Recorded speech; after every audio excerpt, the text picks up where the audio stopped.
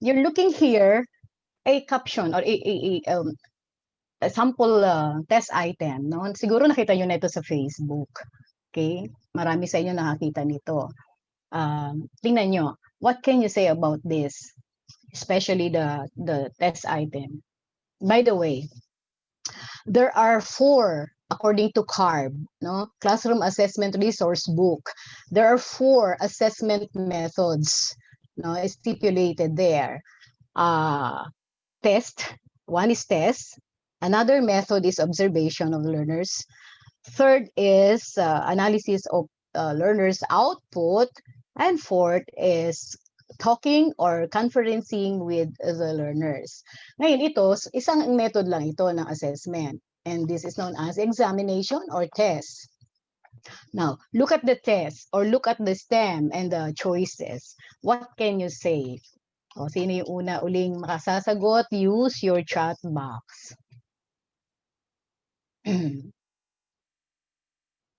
Meron ba, AJ? May sumagot? Any comment or any insight or anything that you want to say about this sample test item? Sabi, ano ang English ng, ano ba yan? Tubo? Tubo? Tubo? Okay po, I'm waiting for the answers po. Yung may kinalaman po sa mga account later na lang po. Ayan, may mga unang-una pong sumagot is si Sino? answer po talaga. Yung insight pong kukuhanin ko, yung si Ma'am Rosalie Garcia, ang sabi po niya is all are possible answer depending on pronunciation. Okay, all are possible answer. Tama naman siya. Bakit kaya all possible answer, ma'am? At pwede ba yan sa test na lahat ay tamang sagot? Hindi ba isa lang dapat? One option lang. Alright, something is wrong with this them, no? Hindi niya nalagyan hindi niya nalagyan ng ano ng stress mark yung the word na tubo or tubo. Okay. Kaya magiging anong mangyayari? Mako-confuse ang mga bata nito. And ladies and gentlemen, our dear teachers, if the kind of item we are constructing in our tests, we may fail, no, to adhere to a policy guideline on assessment and grading. Maapektuhan ang kanilang grade, maapektuhan ang inyong pagtuturo. Kaya, my title for today's topic is Adherence to DepEd Order number 31, series of 2020, Interim Policy Guidelines for Assessment and Grading in light of the Basic Education LCP or Learning Continuity Plan in the new normal. Adherence is to commit yourself to obey, to follow this policy. Okay, so as teachers, we are required to commit to this policy. Now, our session objectives for today, dalawa lang naman yung aking inihanda, okay? So you are expected to be familiarized with and deepen your understanding of the contents and principles of the interim policy guidelines for assessment in line with the LCP. Second, implement this policy to ensure the improvement and enhancement of classroom practices and promote learning outcome. We know already that you have this good practices or even best practices in your classroom, but we need pa to enhance, no, by adhering to this policy on assessment and grading. There are 5 contents, no, of this policy. First, rationale. Second, the scope, definition of terms. So we shall be reviewing some terms that you know already. 4, policy statement.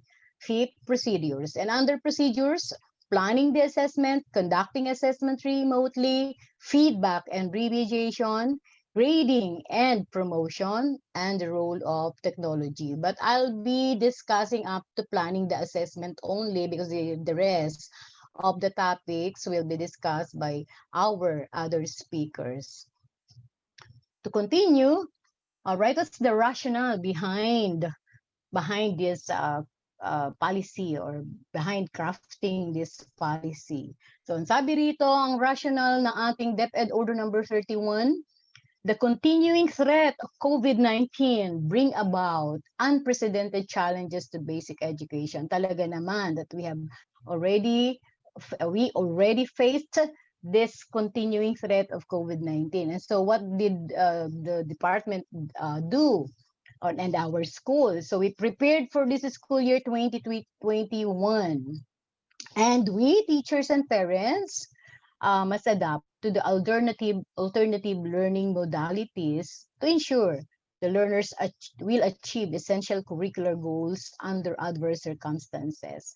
You have been employing in your respective Google Classrooms, no, there's different modalities. All right, yung synchronous online synchronous, online asynchronous, modular, TV, radio.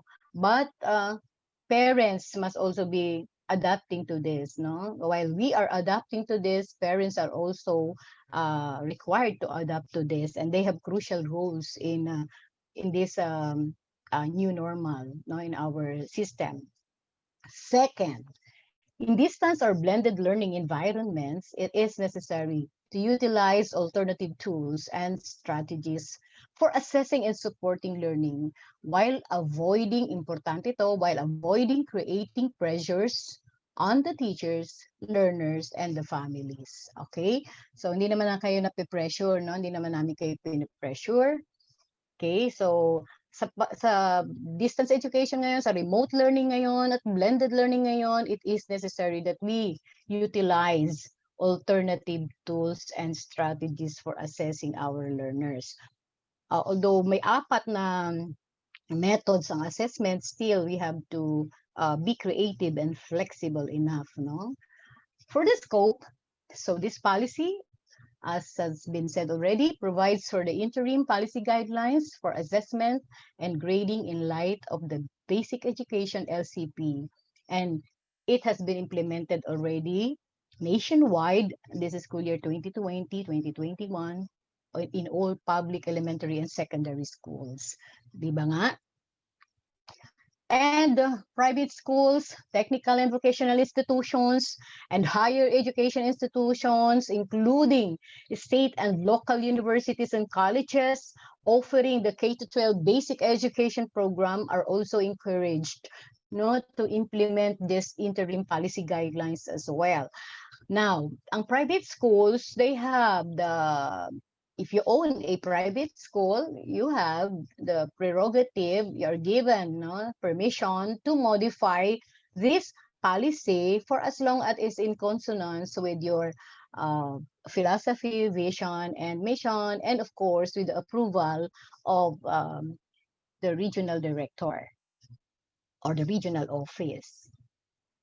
Ito na, reviewin natin ang ibig sabihin ng classroom assessment, formative assessment, summative assessment, and grading. So in here, I would like again for you to participate. So sa inyo, ano ba ang kahulugan ng assessment? Any word, without looking muna at the screen, pero nakita nyo na. Pero I would like to elicit some answers from you, ladies and gentlemen.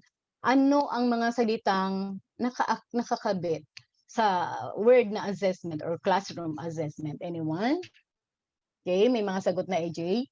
Yes po, may mga sagot po na, yan, una, evaluation, quiz, test, tool, progress. Yan, yun po yung mga sagot po nila. Assessment, okay.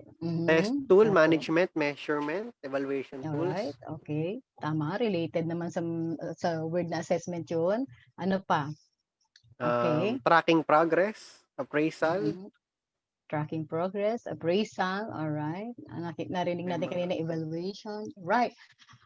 Ang assessment is a process, all right. And it, if I may remember it, it comes from the word asedere, which means to sit behind or to sit beside. So it's an ongoing process of identifying. So habang prior to your teaching presentation or learning activities, may ongoing process nang nangyayari, of identifying. What will you identify? the information, the quantitative and qualitative information about what your learners can do and know. Gather this quantitative and qualitative information about what learners know and can do. Organize and interpret. So, nandun yung prosesong i-identify, i-gather, i-organize, and interpret ang alin? Ang quantitative and qualitative information na alam na ng mga bata at magagawa pa ng mga bata. That's classroom assessment. And there are two types of classroom assessment: formative assessment and summative assessment. Now, if I may know, what do you know, or what's the difference between formative and summative assessment? Though this will be elaborated later on by one of our speakers. Anong pagkakaiba ng formative at summative assessments? May sumagot na uli, AJ? Check ko po. Yan, formative everyday test. Ayun po. Formative everyday test. Ay, summative. Sige po, answers lang po. Waiting po ako sa answers. Tama naman Yan, yun. formative Everyday. during the discussion. Summative yan. Summative, Haha, hindi po. tingnan natin kung tumama ang sagot- siya, ha? Okay po. Baka formative ang Okay. ibig niya sabihin. Formative, non-graded, summative, graded. Okay. Alright, tama rin. Mga iba't Okay, ibang sagot. some more.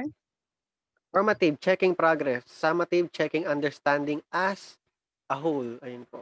Umakit po Okay, sagot. alright, may idea. Very good. Thank you. Thank you sa mga sumagot. Let's move on.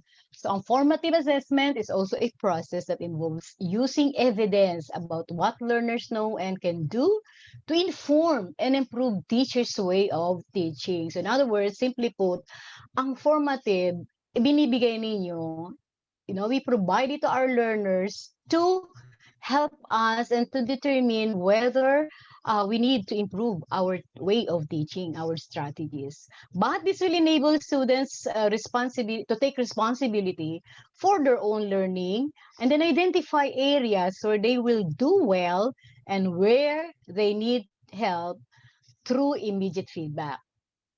So, importante na right after, immediate feedback is right after the result, gathering the result of the formative test, may feedback na agad na ibibigay. And immediate feedback also will be elaborated by one of our speakers as well. Okay, so yun yung formative assessment. Sabi nyo kanina, quiz, test, daily, ibinibigay daily and right after our teaching and learning process. At may isa pang terminology for this. This is also known as assessment for learning. Okay? Ang idinidiin ng formative assessment is for us teachers to improve pa our way of teaching. Because once you were able to identify the areas, the gaps, or there is a need for improvement, you also have to think of and reflect on what needs to be improved in the way you teach. Alright? Ang summative naman, for mastery po ito, titingnan natin kung na-master ng bata ang ating mga pre-provide na learning experiences aligned with the essential competencies. So, ang sabi ng DepEd Order number 31 series of 2020, it is usually administered toward the end of a learning period to measure the extent to which the learners have mastered.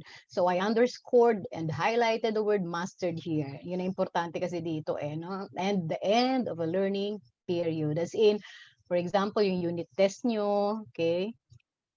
Long quizzes, no? Yan ang mga summative assessment. At ang mahalaga na ma-identify nyo whether your learners have mastered the essential learning competencies. So, yun ang summative assessment. Sama-samang test, yun ba yun? Okay. Grading. Your teaching and learning process will be considered to be futile if we do not have this process, which is grading scheme or grading our learners. So what is it? It's the way of reporting assessment data. No? So once you have given the assessment, the summative assessment, you gather now the data, the scores of your learners, assign a value, And this grading system and this grading scheme, no, is stipulated here in DepEd Order number 31, will be expounded more by Mrs. Gatpo. So wait for that day, no, tomorrow yon. I-discuss niya, elaborate niya how are you going to do the grading system. Okay? For the policy statement, Ed is committed to ensure, sabi ko nga kanina, our department is very committed to ensure educational continuity, but there is a need to look after the health, safety, and well-being of all its learners, you, our dear teachers, and personnel.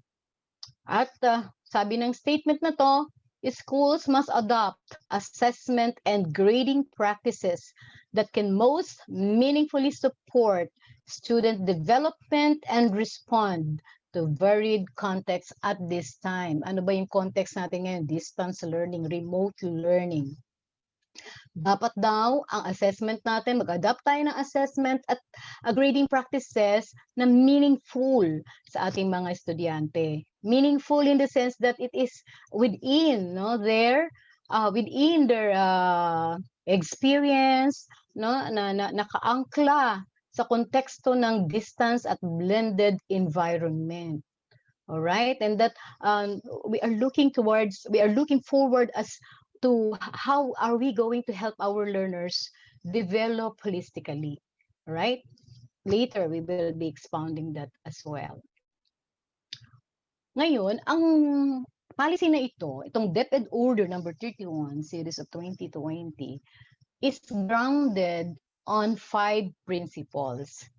Our policymakers have these 5 principles in mind when they crafted this policy on assessment and grading in light of LCP in this pandemic. Okay, so they have this in mind. They begin with the end in mind, these 5 principles to guide us as to how we go about grading and assessing, or assessing and grading our clients, and that is our learners. No? Assessment should be holistic and authentic in capturing the attainment of most essential learning competencies. We have the MELC now, di ba? At ang sabi, assessment daw natin, ang mga tools natin, okay, ang mga methods of assessment natin should be holistic in the sense that we don't only focus on the development of the mental abilities of our learners, but likewise their physical skills, emotional, social, and even spiritual. Okay, holistic, not only the head, the hand, but the heart as well ay tinitingnan natin when we assess our learners. And it must be authentic in the sense that it's real. It's not copied, no? It's not copied from where else. It's not copied from another country with another culture. But it's authentic in the sense that kayang makapture ng mga bata, kaya nilang masagot, kaya nilang gawin at mai-transfer in another situation. At dapat align sa MELC. B, a second principle that is in the mind of the policy crafters. Assessment is integral for understanding student learning and development. Integral, necessary, important. Importante itong sa pagkaunawa at pagka-develop ng mga skills ng bata natin. So when we design our assessment, alalahanin ang mga batang, paano ang pagkatuto ng mga bata, paano sila ma-develop pa further. Another, letter C, a variety of assessment strategies is necessary, with formative assessment taking priority to inform teaching and promote growth and mastery. So, pag sinabi nating variety, marami yan, varied, various, because we have diverse kinds of learners. Iba-iba ang learners natin. Mayroong highly cognitive, low ang cognitive, slow learners, mayroon tayong average learners, mayroon tayong iba-iba ang attitude, no, towards our subject areas, no? Iba-iba ang kulturang pinanggalingan, iba-iba ang family background ng pinanggalingan. So we need also to consider, no, the kind of assessment strategies that we have to employ in our classrooms. Dapat variety. May iba-iba silang learning styles. Mayroong highly visual, mayroong bodily kinesthetic, so mayroong critical thinker, mayroong creative. So iba-iba ang kanilang kakanyahan. And so we have to design and to think of assessment strategies that are varied. The assessment and feedback, importante itong feedback na ito, should be a shared responsibility among teachers and learners and their families as well. Do not own feedbacking. You should share it. No, meaning to say that it's not, the feedbacking should not only come from you, it should also come from the parents and the learners as well, no, manggaling din sa kanila, no, it's a two-way communication between and among you, the learners, and the family and their families. All right, so yun po, do not own feedbacking, dapat may makukuha ka ring feedback from them, especially from the parents. Okay. Number 5, or letter E, assessment should have a positive impact on learning. Talaga naman, dapat positibo ang impact ng ating assessment sa mga bata. No? Dapat ay namomotivate palalo sila, no? Hindi sila nadadampen, hindi sila nade-demotivate, right? Ang positibong impact nito, dapat lalo pang magsikhay ang mga bata to learn and to attend schooling, no? Kahit na itong Zoom platform or Google Meet lang sila kayo nakikita-kita, kahit hindi face-to-face, still there must be a positive impact on them. So yun po yung 5 principles or guiding rules, no? Guiding rules, comprehensive laws that we should adhere to, no, in order that we will be designing and we will be employing assessment strategies and design tools that are aligned with MELC and that has a positive impact at makapagbibigay ng feedback ikaw at ang mga bata at ang mga magulang. At anong sabi sa una? Variety siya at holistic and authentic at mahalaga, integral for the understanding of our learners. Okay, now let's move on. Another statement. Teachers, school leaders, learners, and parents must commit. Yun nga yung adherence, must commit. So hindi lang pala tayo magkukommit, even parents, no, to uphold the integrity of learning and instruction in the context of distance education. I-uphold down natin ang integrity. And how do we do that? By ensuring that learners are fairly assessed and graded in the continuation of education during the health crisis. This health crisis that we are facing, these adverse circumstances that we are facing.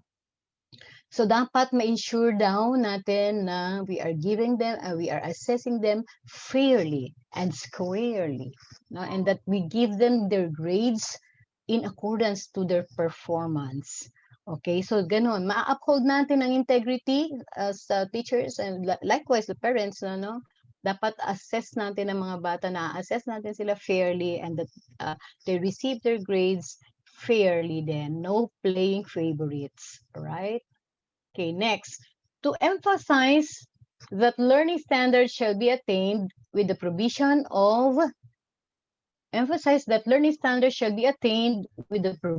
of reasonable leniency and considerations. This may be the best takeaway ninyo after this seminar, that you should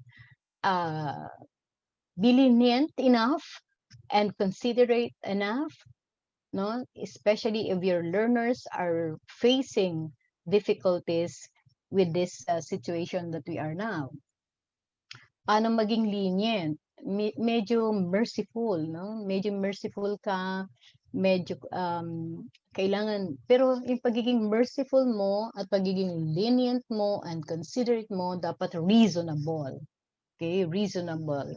Kailangan pa ba natin i-memorize yung ibig sabihin ng reasonable na yan? So you know when when to be reasonable. All right? So kayo nakaka-discern. Madi-discern nyo naman yan, no, with the kind of students that you have. Kaya kaya nyo gawin ang reasonable leniency and considerations. Okay, let me go on to the fifth part or content of this policy. Ang sabi, distance learning poses challenges for teachers and learners in the conduct of assessment, including limitations on giving immediate feedback and the need to account for different contexts in designing, implementing, and grading assessment tasks. At talaga naman na lahat ng challenges ay naranasan nyo na since October 5 up to this time, no? Isang buwan pa lang tayo, but there are many challenges already that we are encountering, you and our learners and even parents. Naririnig natin yung mga challenges na to, mga problemang nararanasan nila. Okay? So, mahirap basta-basta magbigay ng feedback, ng magandang feedback, ng positive at negative feedback. Anyway, this one will be expounded much ni Ma'am Edim at bibigyan niya kayo ng mga kaparaanan on how to give immediate feedback with the kind of challenges our learners are facing and even our parents. Kaya importante na talagang we think of the very best design, no, in designing our assessment tools, our tests and our performance-based tasks and written tests and all that. Okay. Now, how do we address these challenges?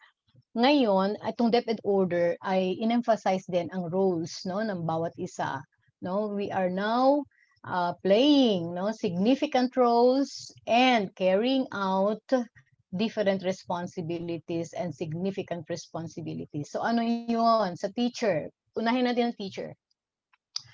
Ang sabi,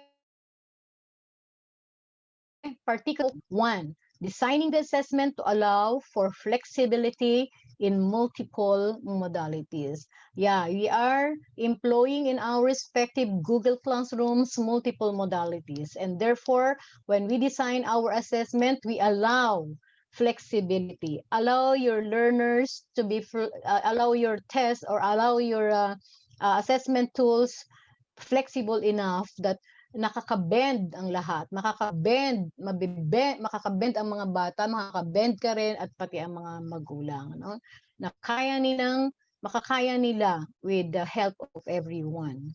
Next, communicate to learners and parents, guardians, the design and standards for grading the assessment. After this webinar, you already have to communicate to your learners and to your parents and guardians the assessment designs that you are planning to give them, especially the summative. Alam ko nagsisimula na kayong magbigay ng mga summative tests, no? At paano sila gradean? How are you going to, what is the standards for grading the learners, no? Kaya i-communicate na agad ito sa inyong mga bata at sa inyong mga magulang ng ating mga bata. Okay, third, setting up mechanisms to monitor and record progress remotely. Sabi nyo nga kanina, assessment is keeping track of the progress of our learners. And now it is in remote environment, in distance environment or distance learning, blended learning tayo ngayon. So you have to set up a mechanism. What mechanism are you going to set up? What mechanism are you going to do in order to monitor the progress of your learners? I think Mrs. Edim will also be giving you some strategies on how to do it. Pwede kayong gumawa ng action plan, okay? Pwedeng, bibigay sa inyo yan ni Ma'am Edin later on, no? Or tomorrow, kung ano-ano yung mga mechanism na pwede ninyong gawin. Fourth, giving timely, constructive, and relevant feedback. Yes, give timely, meaning wag kung nakalipas na ang 3 araw, nakalipas na ang 1 linggo bago tayo nagbigay ng constructive and relevant feedback. See to it that it is timely, immediate, sabi nga, no?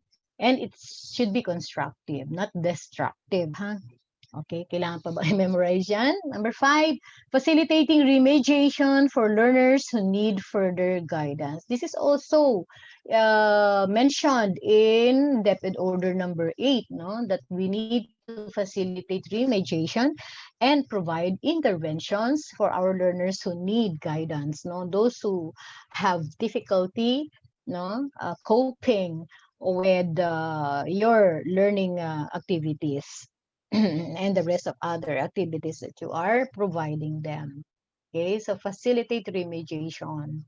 Kasi alam natin na the result of the assessment that we give our learners reflects our performance as well. Gone are the days when teachers, especially in the college level, no? Gone are the days when teachers are parang happy when learners do not give a perfect score of their test, di ba? Naranasan nyo yan. Natutuwa pa ang mga instructors and professors kapag ka ang mga estudyante ay hindi naka 100 at hindi na perfect. So it's ano na, no? It's not anymore acceptable in our time, especially now that we are in a very adverse situation, very adverse circumstance. So, yon. At lalo na tayo dito sa basic education, importante na nire-remediate natin sila. Hangga't maaari ay mag-provide tayo ng activities na makakaagapay sila, makakaangkla sila, sunod sila, no, sa daloy ng inyong pagtuturo at pag-provide mga learning experiences, all right, that they could so that their skills will be honed further. Okay. Ano naman ang role and responsibility ng learners? They are expected to be proactive in updating the teacher of their situation, progress, and challenges encountered. So kaya sasabihin nyo rin to sa mga bata, ano ang problema? Ano ang sitwasyon nyo ngayon? Nahihirapan ba? Anong pwede natin gawin? Ano ang nakakasunod ba? Nakakaalagwa ba? Okay? So you have to also communicate to your learners that they need to be proactive, no? Titingnan nila kung ano yung looking forward to what comes next. What will they be encountering next? And that how are they going, no, to do all this learning experiences that you will be providing them. So kailangan nasasabi niyo sa mga bata yan, no, na look forward sa mga susunod pa nating gagawin. At may makatutulong naman sa kanila at yun yung mandatory self-monitoring tool. Makikita niyo yan sa Annex E. But it is underscored as well that it is not required to accomplish, but it is highly recommended, especially those that are facing so much yung hindi masyadong yung alam niyo ba yung stress na no, pressured na gusto na mag-quit. Okay? Yun. Dapat lalo pa natin silang in-encourage, no, to go on. Lahat naman ay nakararanas ng problema to, hindi naman to inclusive sa kanila, no? Okay? Parents and guardians ay playing a very crucial role in this time of pandemic in our system, okay? But they need really to help us in guiding their children. Marami na ngayon nagrereklamo, no, ng mga parents. Siguro naka-encounter na kayo ng parents na madaling araw tumatawag. at nagtatanong at kinukumusta ano ba ang performance ng anak at ano ba ang gagawin at ano gagawin sa Google Classroom. Siguro naka-encounter na kayo ng mga ganyang magulang. I have a daughter also, is also a teacher of Manila, and isang madaling araw may tumawag na nanay at updating her of the performance of the child, the behavior of the child at home. Na yung dati yung batang yun ay motivated. Pero with this distance learning, ay parang na-demotivate. Alright? So, mabuti naman yung magulang ay tumatawag at nangungumusta. Alright? So, ayan, ang kanilang role. Gampanan nila yung role na yan. And you have to communicate to them, no? What is their crucial role in guiding their children and in helping you adapt to these changes and challenges of the distance learning. Pero mayroon din silang dapat pa rin gawin kagaya ninyo, but only when necessary. In relation to assessment process lang po . So number 1, communicating with the teachers to give updates on their child's situation, progress, and challenges encountered. So they need also, kaya hindi nga ninyo i-own ang feedbacking. They need also to give feedback and then update also the teachers on the child's situation. Kamukha nung na-example ko kanina, no? And second na role nila is to guide their children in accomplishing the assessment tasks and or monitoring tools designed by their teachers. Ang mahirap lang nito, ang nakakaawa lang, yung mga batang ang mga magulang ay working, no, and both are working and no time to help, no, the children. At mabuti kung may yaya din na tutulong, but then hindi lahat, no, sa ating mga klase ng pamilyang we have or we children that we are having, no. Kaya medyo yun ang challenge din sa kanila, no, yung mga working parents. Next, ito na yung panghuling part. Okay, planning the assessment. We teachers are required to be creative when we plan, no, and flexible while we are adhering to the principles of quality assessment practice. Okay, may quality practice tayo, may quality assessment practice tayo, and we need to adhere to these principles. And while we are adhering to these principles, we need to be creative and flexible. At siguro ako dadagdag ko dapat resourceful, no? We need to be well, sa creative na makakapasok yung resourceful. After all, these are skills that are present in the 21st century, no? 21st century skills to. But as we are doing this, we need to put in mind, no, the safety, the health, and well-being of our learners, especially yung mga performance-based tasks na assessment. Alright? Pag nag-design tayo ng mga performance, we have this in mind. Foremost in our mind is the safety and the health and well-being of our learners. Okay, so sa pagpaplano natin, tandaan natin tong number 11. Tandaan din natin that these assessment tools that we are planning or designing are aligned, of course, with the most essential learning competencies. Lagi naman yan, no, na pinapaalala sa atin. Kailangan lagi naka-align. No? Siyempre, ito tinuro mo, ito yung skill na tinuro mo, ito yung mga competencies na tinuro mo, yun ang i-assess mo. No? It must be aligned. Next, dapat reliable, valid, and transparent. Okay? Alam na natin yan. When we were studying pa in the college, mayroon tayong educational measurement and evaluation, at laging pinapaintindi natin sa atin na ang ating mga test ay dapat reliable, valid, transparent. It should also be fair, inclusive, and equitable. Right. Equitable. Dapat hindi siya masyadong mahirap para sa low ang cognitive level at hindi naman napakadali para sa mga highly cognitive students.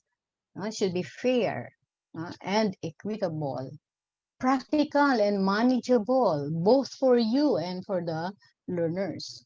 Practical in the sense na hindi masyadong mabubutas ang bulsa mo sa pag-prepare ng assessment tools na yan. Should be manageable, madaling ma-record, madaling ma-identify, madaling ma-gather ang data. No?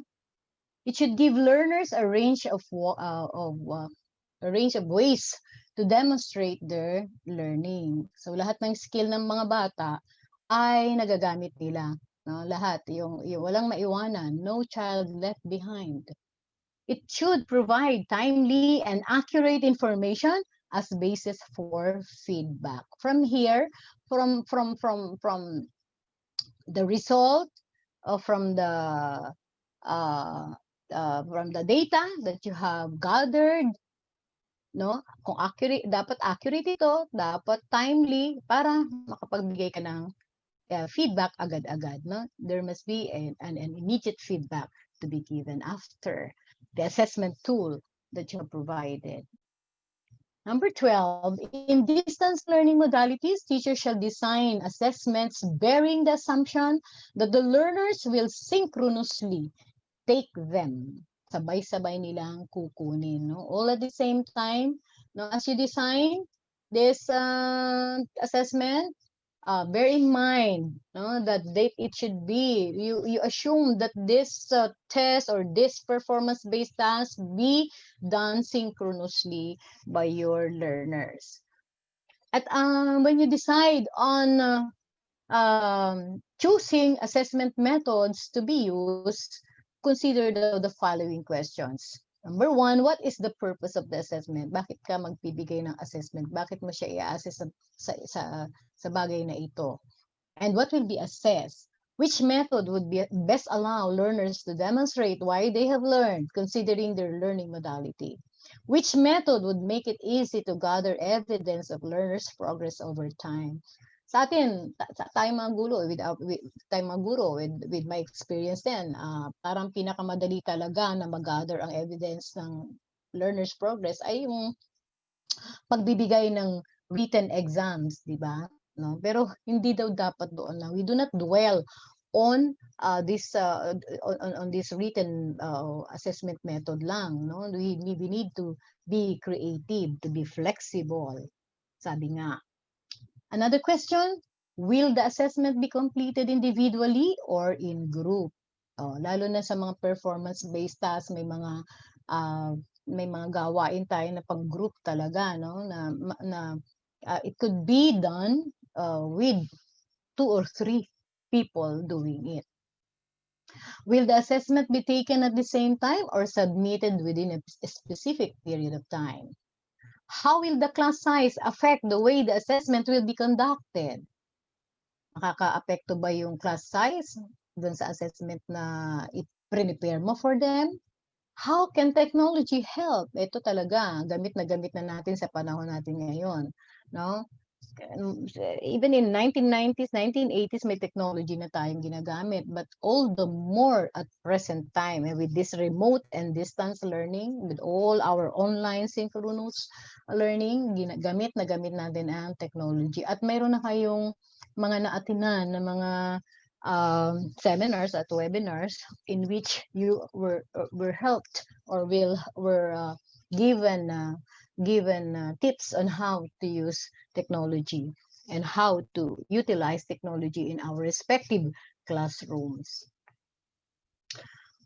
Ito hindi ko na siguro i-expound, no? Kasi this will be discussed and be expounded by Mr. Felipe because of the topic that he will be sharing with you, and it's about formative assessment. So siya na tong magbibigay sa inyo ng magpapalawig pa niyan. Okay? Sabi pa rito, formative assessment is about getting better, so it should be specific, frequent, repetitive, and free from the restrictions grading. should be specific, frequent, repetitive. Ito siguro ang i-underscore ko yung repetitive. Naalala ko lang dito si Thorndike. Sabi ni Thorndike, learning takes place when we do practices, when we do repetitions, no? Learning takes place. Kaya tayo may mga drill, kaya tayo may mga quizzes, no? We repeat some items, right? Formative assessment is about getting better, and it should target skills that are necessary to the attainment of learning competences as measured in summative assessment. Kasi parang ang formative kasi assessment is leading to summative assessment. Lahat ng mga binigay mo sa formative assessment, may mga practices lang yun, mga drill lang yun to prepare them for summative assessment. Kasi nga, ang summative assessment is measuring the mastery level of our learners. Kaya sama-sama nga yung items mo dyan sa summative assessment. Joke lang po. All right. 16, to evaluate students' learning at particular points in each quarter, summative assessment shall continue in the form of written works and performance tasks. This will be elaborated by Ma'am Gatpo and Sir R.D. Mercado. No, dalawa na lang kasi po ang grading ang pagkukunan ng grades sa mga bata written works and performance tasks kasi wala na kayong quarter exam or periodic exam.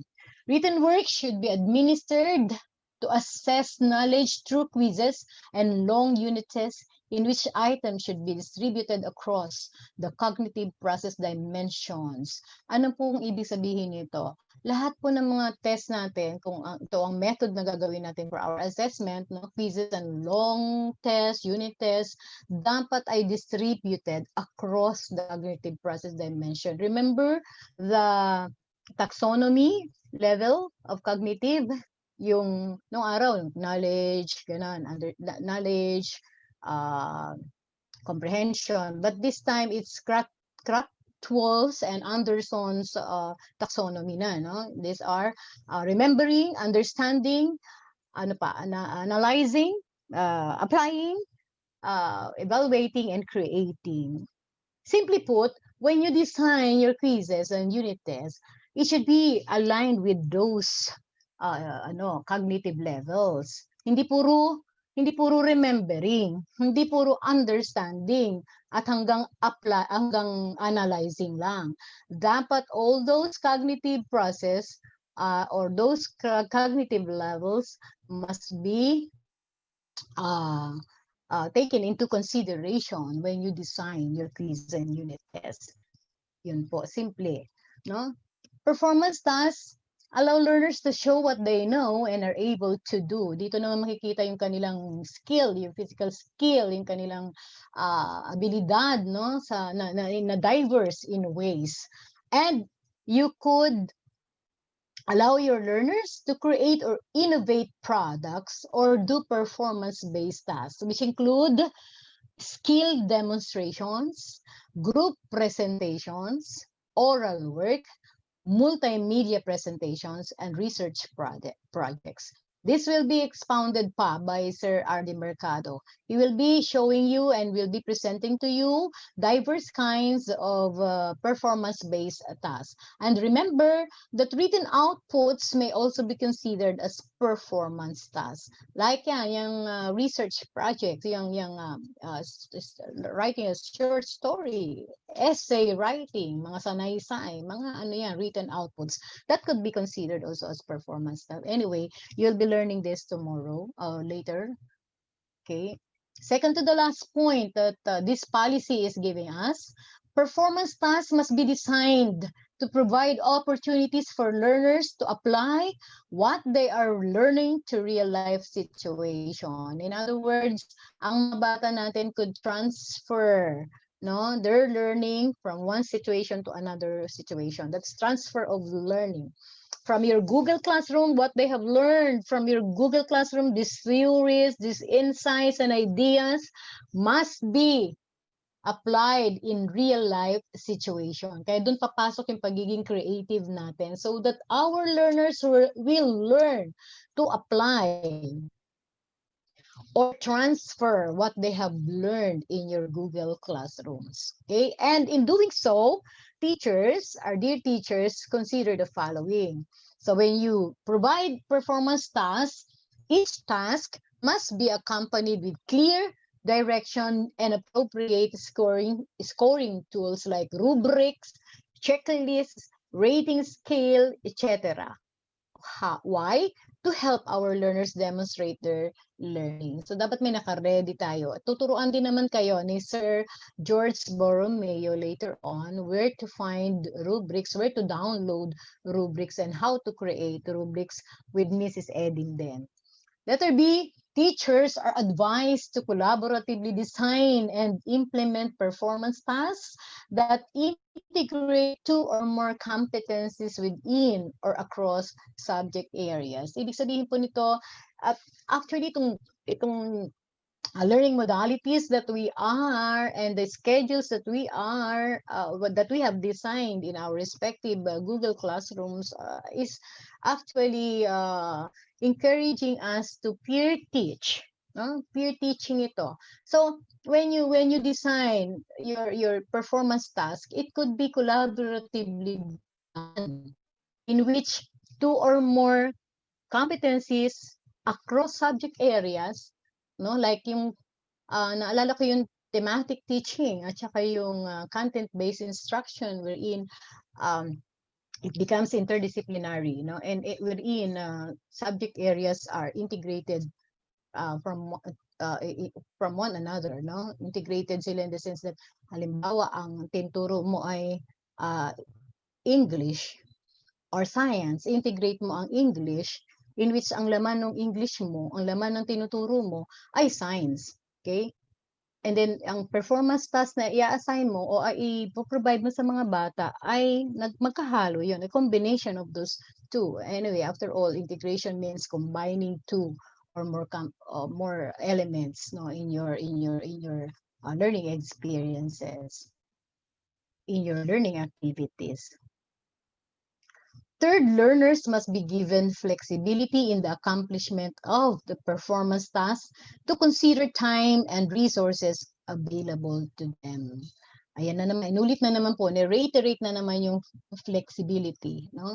So, allow our learners now when they are to be required to accomplish their performance task, flexible dapat ng lahat ay nakakaagapay, kaya nilang mag-bend, no? And consider also the time and resources that is available at home or available anywhere else in your respective places, no, in the respective places. So consider those things. Okay.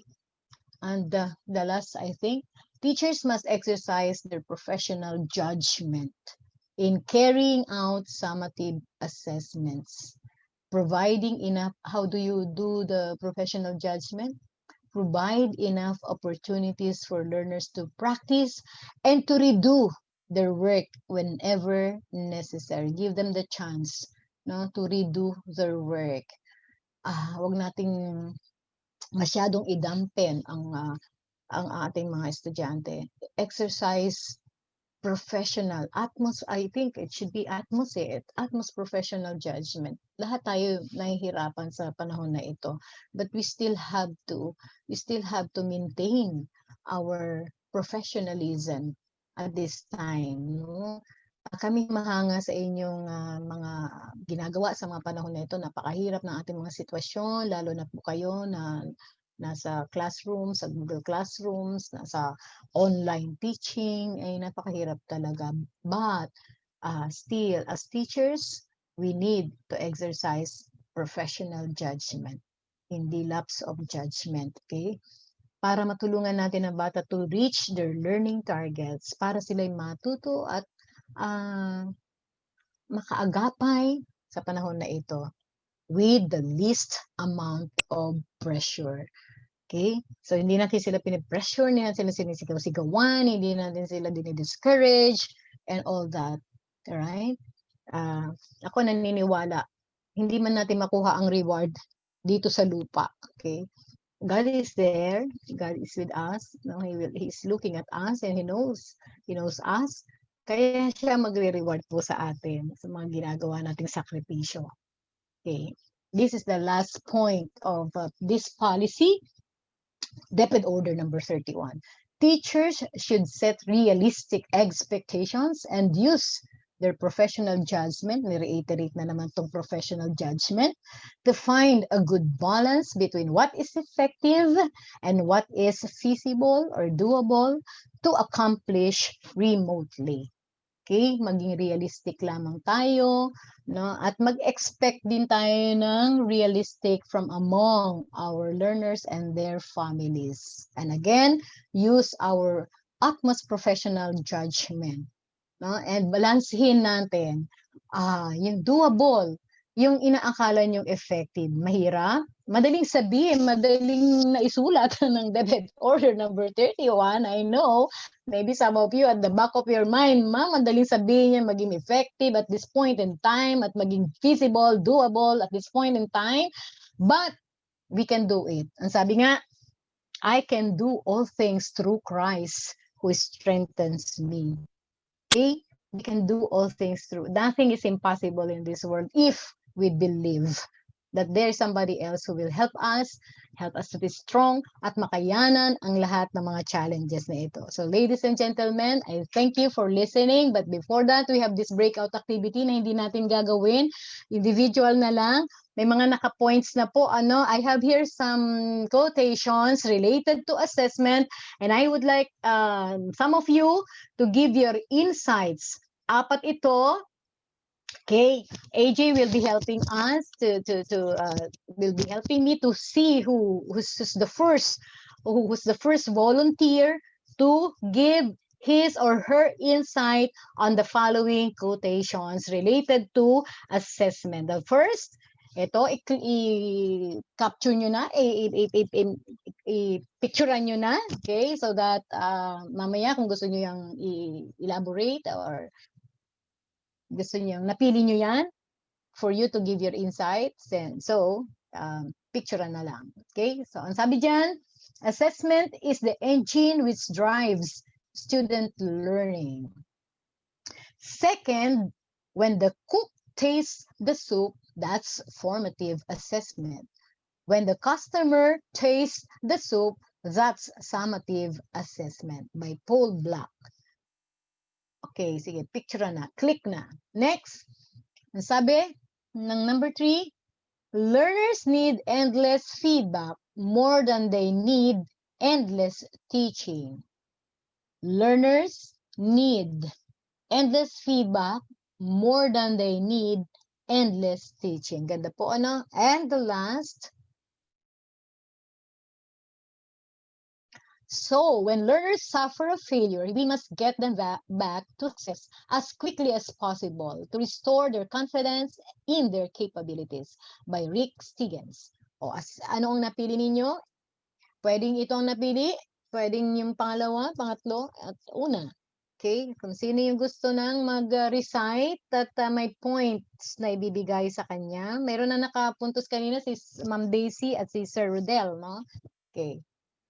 Baka gusto nilang madagdagan yung points nila, they could choose one of these 4 quotations and expound on it as Okay po. Simple as you can or as excellent as you can. It's up to you. Okay po. Okay po. Sino po ang gusto Sige na, mag-volunteer sa activity 1, 2, 3, or 4? Sino po? Yung give insights. Baka may natulog, gising na. Give insights.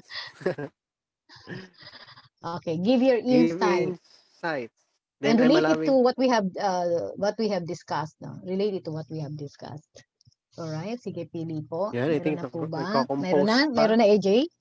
Wala pa, ma'am? Sige, yeah, let's give them a few minutes to ponder on these quotations. Oo, and then give your insight. Number 1 is by John Cowan. Assessment is the engine which drives student learning. Pangalawa, when the cook tastes the soup, that's formative assessment. Group When the 3, si customer... Ma'am Jelina. ito ang gusto niya. Okay, sino po siya, Sir Si AJ? Ma'am Jeliana Alvarida. Bali, ma'am, I'm asking you to unmute yan through Zoom para Si Ma'am makapagbigay po ng Jeliana. insight. Ma'am Jeliana. Yan, ma'am. May Sige. lumalabas po bang asking you to unmute? Yan, naka-unmute na si Good ma'am. morning po. Morning, Ma'am Jeliana. Hi po. Good morning. Yes, hi. Yes po. You are from what school? So yun nga po nung sa Arroyo po. Arroyo. Okay, sige, ma'am. Sa Arroyo po. Yes po. One of the most performing schools in Manila, Arroyo High School. Opo. Sige So po, yun nga ma'am. po sa group 3 po, bali nga dyan po.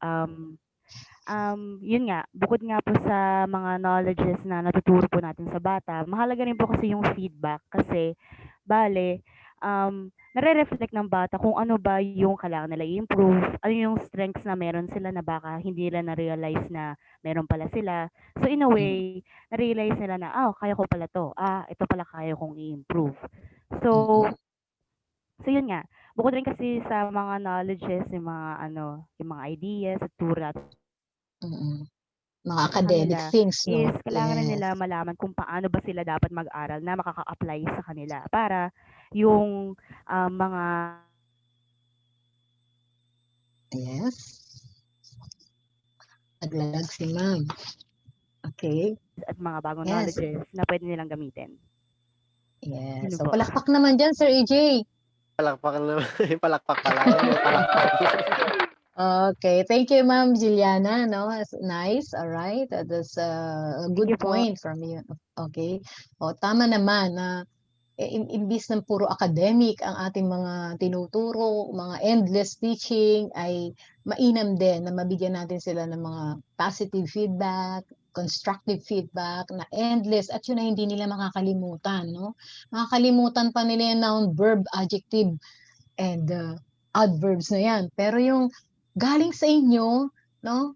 First hand na narinig sa inyo ng mga feedback, mga magagandang comments, magagandang pangaral, ay mas mahalaga. Tama naman. Thank you, Mama. Thank you. Next po. Next po ay si Sir Antonio Montellano Jr. for number 1. Then to be followed, number 1. to be followed by Ma'am Princess Santa Rosa for number 2. Okay. Sir And Antonio Montellano Jr., I'm currently asking you in Zoom to unmute your microphone. okay, Sir Anton. Yan po. Yan, Okay. ayan si Sir. Alright. Ayan Sige po. po. Go ahead, sir. Good morning po, good morning po, Doc. Hi, good morning, Antonio. Yes. Sir Montellano, kumusta ka na? Yes po. Pag nagkamali po ako dito, malamang mapapagalitan mo ko dahil dati mo ako estudyante. Ayan. Sa NTC? Yes Oo. po, ma'am. How can I Ma'am, forget you? Apo, ma'am, sa akin po, assessment is the engine which drives students' learning.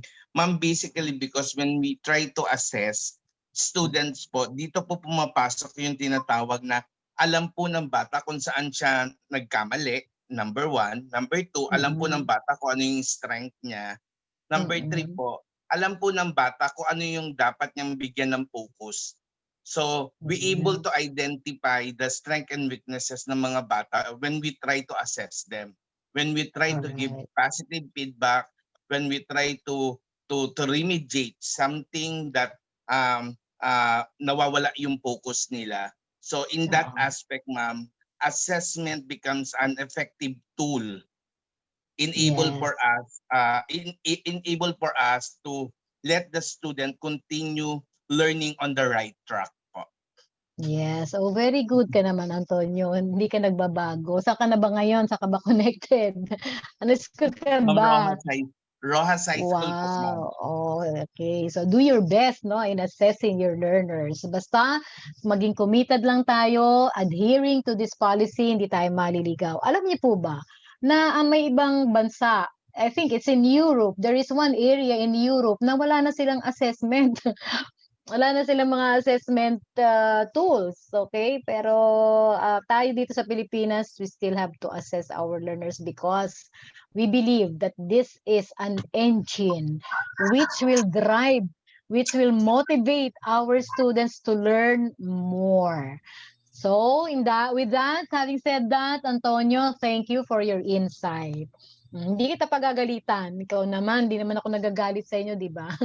Alright, so thank you, Antonio, sa iyong tinuran.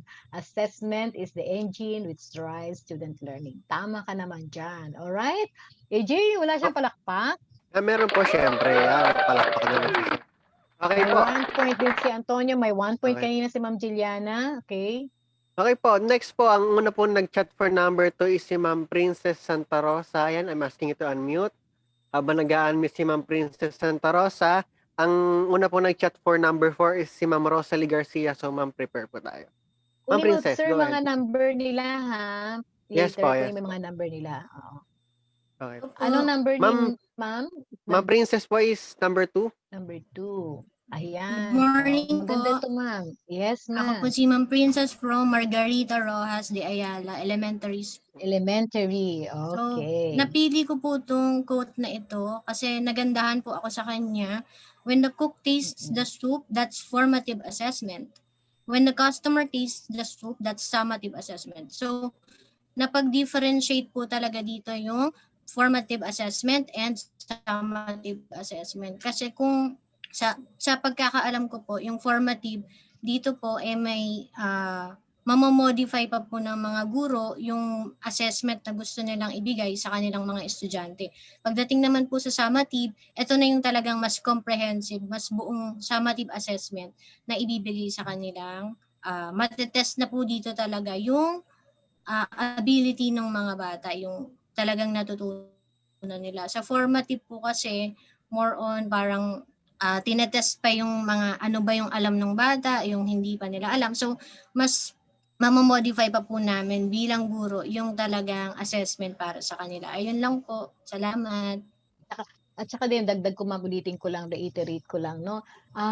Mamodify mo din.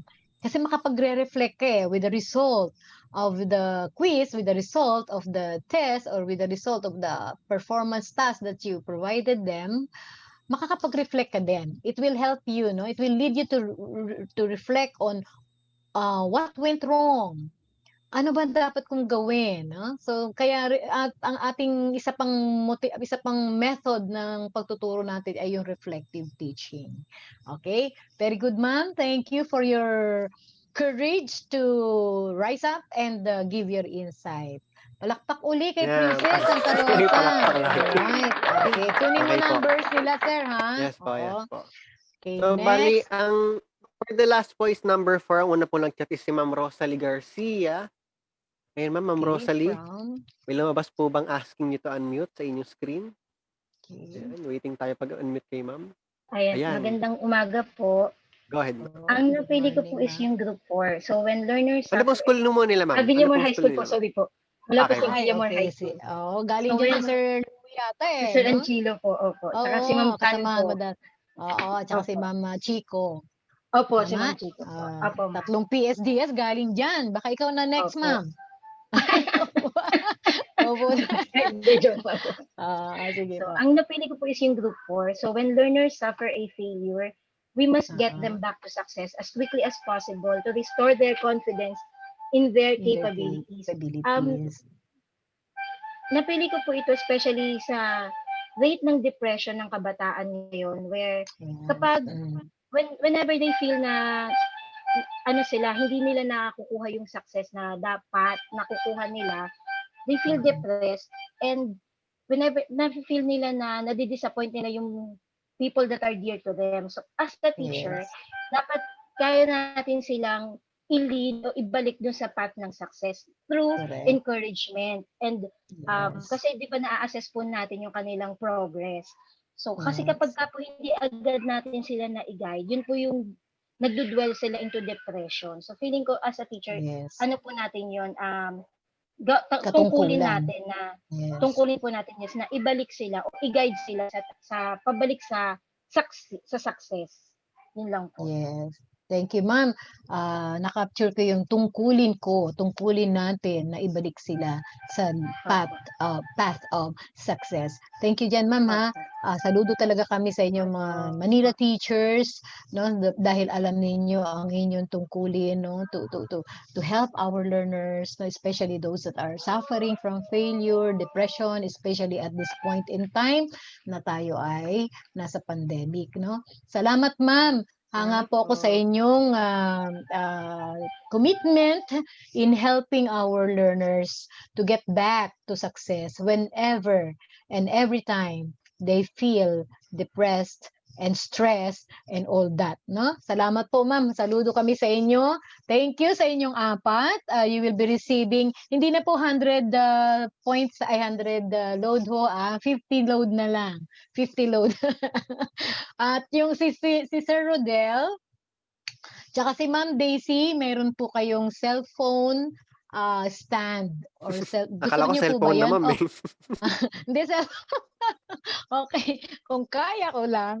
Okay, cellphone stand. Okay, pwede niyo pong kunin yun sa CID anytime that you are able to go there.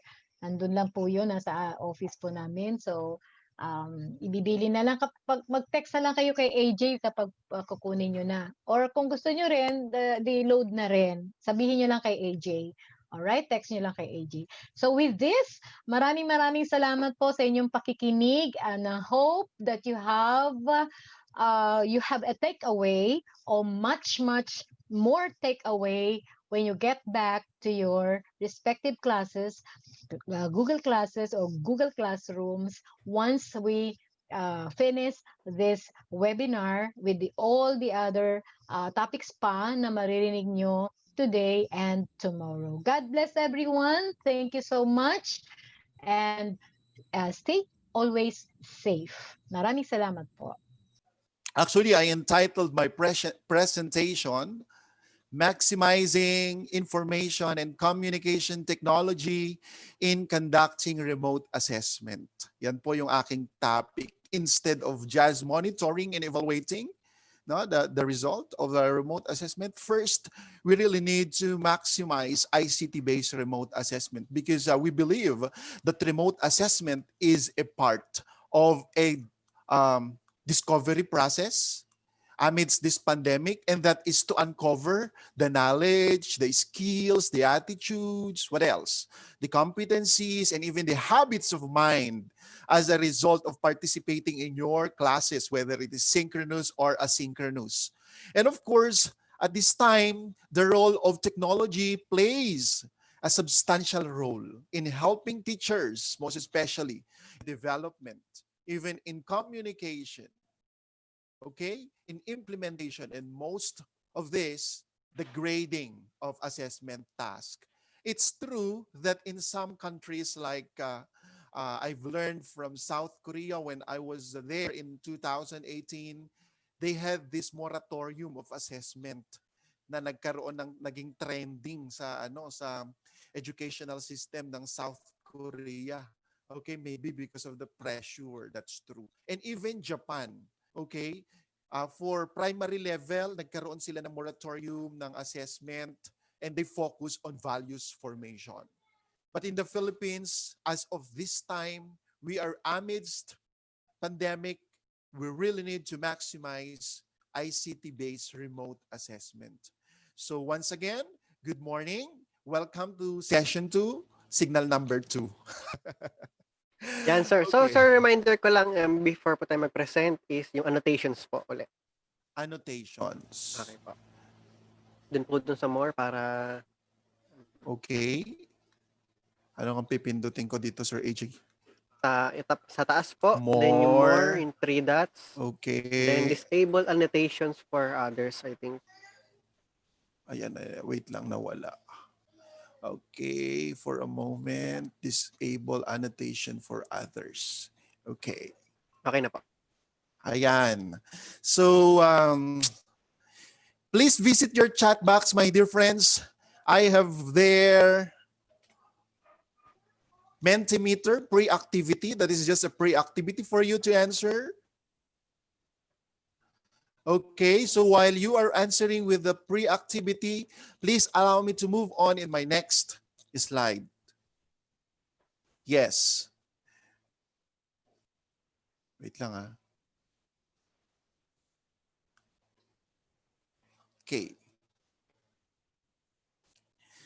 So as you can see, there is an image there with 3 colors, the red, yellow, and blue. And that represents, of course, the color of our national flag. Okay. And at the same time, that reminds the oneness of the teachers in the division of Manila and even in the Department of Education as a whole. So nandito po tayo, no, na nag-aaral hindi para ibaba ang kalidad ng education, kundi kasama tayo, di ba, sa pag-angat ng kalidad ng edukasyon despite nga of this pandemic. And as I flash this image, we should remember the initiative of the Department of Education even before the pandemic, that we had this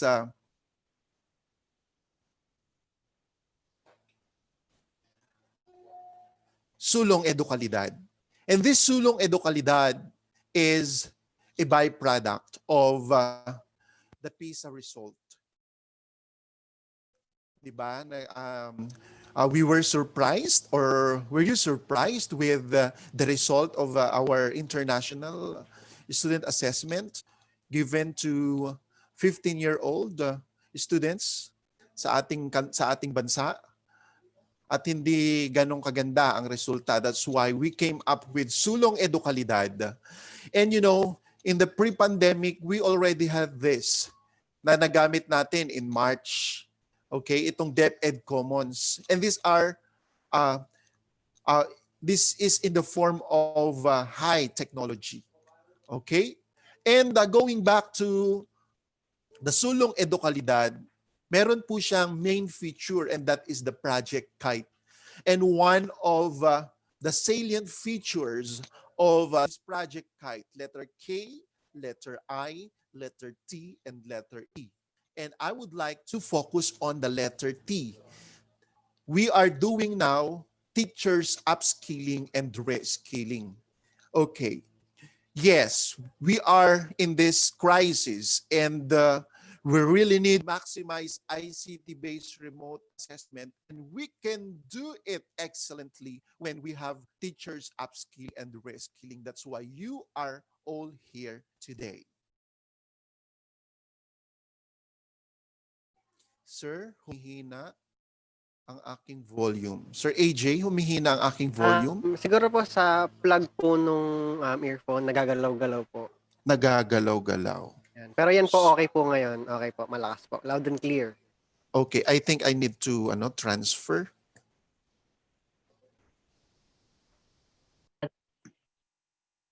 Ayan. Hello? Yan po. Okay. Okay na po, okay na po. Okay, thank you. So, our session objectives for this session. Anyway, I started 9:14, Sir AJ. So please take note of that. So please expect me to finish at 10:14 or 10:15. Okay? Yan. So we are just given 1 hour. Ayan. So talagang medyo Korean ang dating ng kasi I was trained in Korea then kapag one hour, it must be 1 hour. So the session objectives, first, we will determine the details of ICT-based remote assessment. Second, we will recognize the importance of using ICT-based remote assessment, especially this time of pandemic. And thirdly, okay, I expect that from our participants, you are going to apply the appropriate ICT-based remote assessment. Okay, so later on, okay, you will be selecting some of the types of technologies, and then makikita natin, okay? Kasi isasubmit nyo sa aking email ang inyong output. So please listen carefully. So I will stop share. And then I will share to you the result of our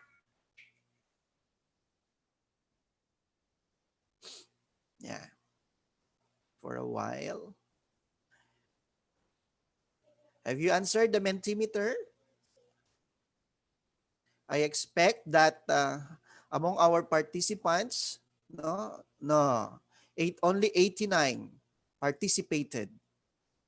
So parang in this batch, hindi ganong ka-participative, not unlike with the other batches. Only 92, hindi pa umabot po ng 93. Okay?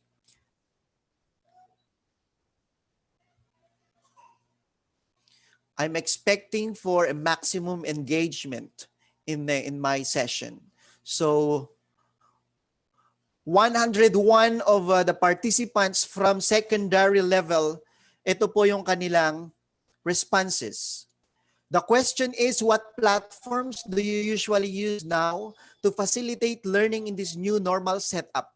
So these are the responses from the teachers of the secondary level, wherein majority of them answered Google Classroom. Ay, biglang nagbago. Ayan. Ayan, Google Classroom. Ayan. Google Classroom, Google Meet, and Facebook Messenger. These are the top 3 platforms that these teachers in the secondary level are now utilizing in this new normal setup. Okay, congratulations. Ayan, Google Meet. So madalas nyong gamitin ang Google Meet. Ilang minuto nyo ba ginagamit ang Google Meet? Okay, makikita natin later. So mas mahabang oras ba ang ginugugol nyo sa synchronous learning kaya Google Meet ang lumabas dito, or do you have any other reasons or reason? Okay, so we will try to compare with the responses from the teachers in the elementary level. So please take note, Google Meet, Google Classroom, and Facebook Messenger. These are the 3 or top 3 answers from the teachers in the secondary level. So I will stop share and try to visit the responses from the elementary. So siguro mas marami ang nasa elementary, ano? So I will take note of that. 161 responses from the secondary. How about from the elementary? Let me see.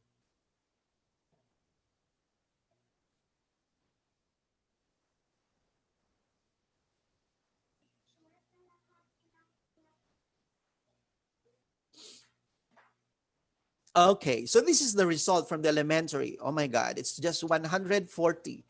161, 140, it's just like about 300 participants, no, who actively answered the pre-activity out of 770 in the list. What are you doing, my dear friends? Strict? Okay.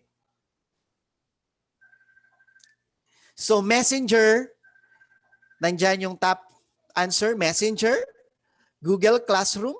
Okay. Maybe you are using your Messenger, takbuhan ng mga naubusan ng data or paubos na ang data. Okay, FB Messenger. Okay. We also have there Google Classroom. Ayan. Kung saan tiniturn in ng mga students natin or learners natin ang ating mga elementary. So we expect they are our pupils, not students. Okay.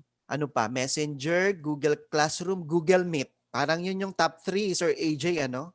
Messenger, Google Classroom, and Google Meet. Yan yung top 3. Okay. And yan yung inyong sariling answer.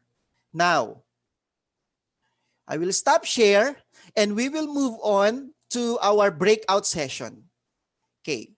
So we will be using 4 A's. Okay. So part of our activity ay ang breakout session. Supposedly, this is a breakout session, my dear friends, but because of the challenge that we have encountered in the previous sessions, I mean, it's sa first session pa lang. So, I made some modification with this breakout session. Instead of your breakout session, my dear friends, please just work on individually on the posted activity on the chat box. Or if you have colleagues in your school, in your respective school, na pwede nyo namang tawagan, di ba? Para makapag-collaborate with this activity, then go on. You have the choice. Okay, so I will post now the activity link. It's a Google form. Okay, parang hindi ko nakita ang Google form sa mga responses ng elementary and secondary level. So I will give you 10 minutes to accomplish this task. At pwedeng habang nag-a-accomplish kayo, pwedeng you can have your breakfast. Nag-breakfast na ba kayo or you have your snack? At magpe-play si Sir AJ ng music. This is a very light activity. Okay. Na kailangan nyo lang i-click. Okay, your 10 minutes start now. Ayan, so habang nagsasagot po sila. Ayan. So, sir, pwede niyo bang sabihin sa amin kung ano yung platform na ginamit niya sa kanilang sinasagutan ngayon? Okay, so yung una ay yung Mentimeter. I know that most of you are very, very familiar with the Mentimeter already. Okay, sa mga hindi pa po familiar sa Mentimeter, para lang din kayong nagfe-Facebook. So first, you need to create your account. Paano kayo nag-create ng account nyo sa Facebook? Ganun lang din ang pag-create nyo ng account dito sa inyong Mentimeter. Okay, so pag nakapag-create na kayo ng account, you need to log in. And then, pwede kayong mag-create ng in your presentation. Okay? You can create new presentations at in the form of survey, kagaya ng ginawa natin in the pre-activity, okay, ay magagamit ninyo ang Mentimeter, okay, to conduct a survey kung gusto nyong mapulsuhan ang inyong madlang people, di ba? So you can use Mentimeter. And Mentimeter is a type of technology resource under high technology. Okay. The second one, itong ginagawa nyo, saan po ang link ng junior high school? Wala pong link ang junior high school, senior high school. Okay? That's for all. Yung Google Classroom, just click the link. Okay? At makakapasok kayo. And then, mariredirect kayo sa Mentimeter din. Mentimeter lang din ginamit ko kasi I believe na mas common na ito sa atin. I don't know the name of my group. Don't worry. Invented don't be na group bothered. Yes. You can just write type any name. Yes. Yan. You can write your favorite husband or your favorite wife. May ganun ba, sir? Favorite? Ibig sabihin? Kasi baka dalawa o tatlo, di ba kami favorite sila? I mean your Yan. Pwede bang Okay. ganun?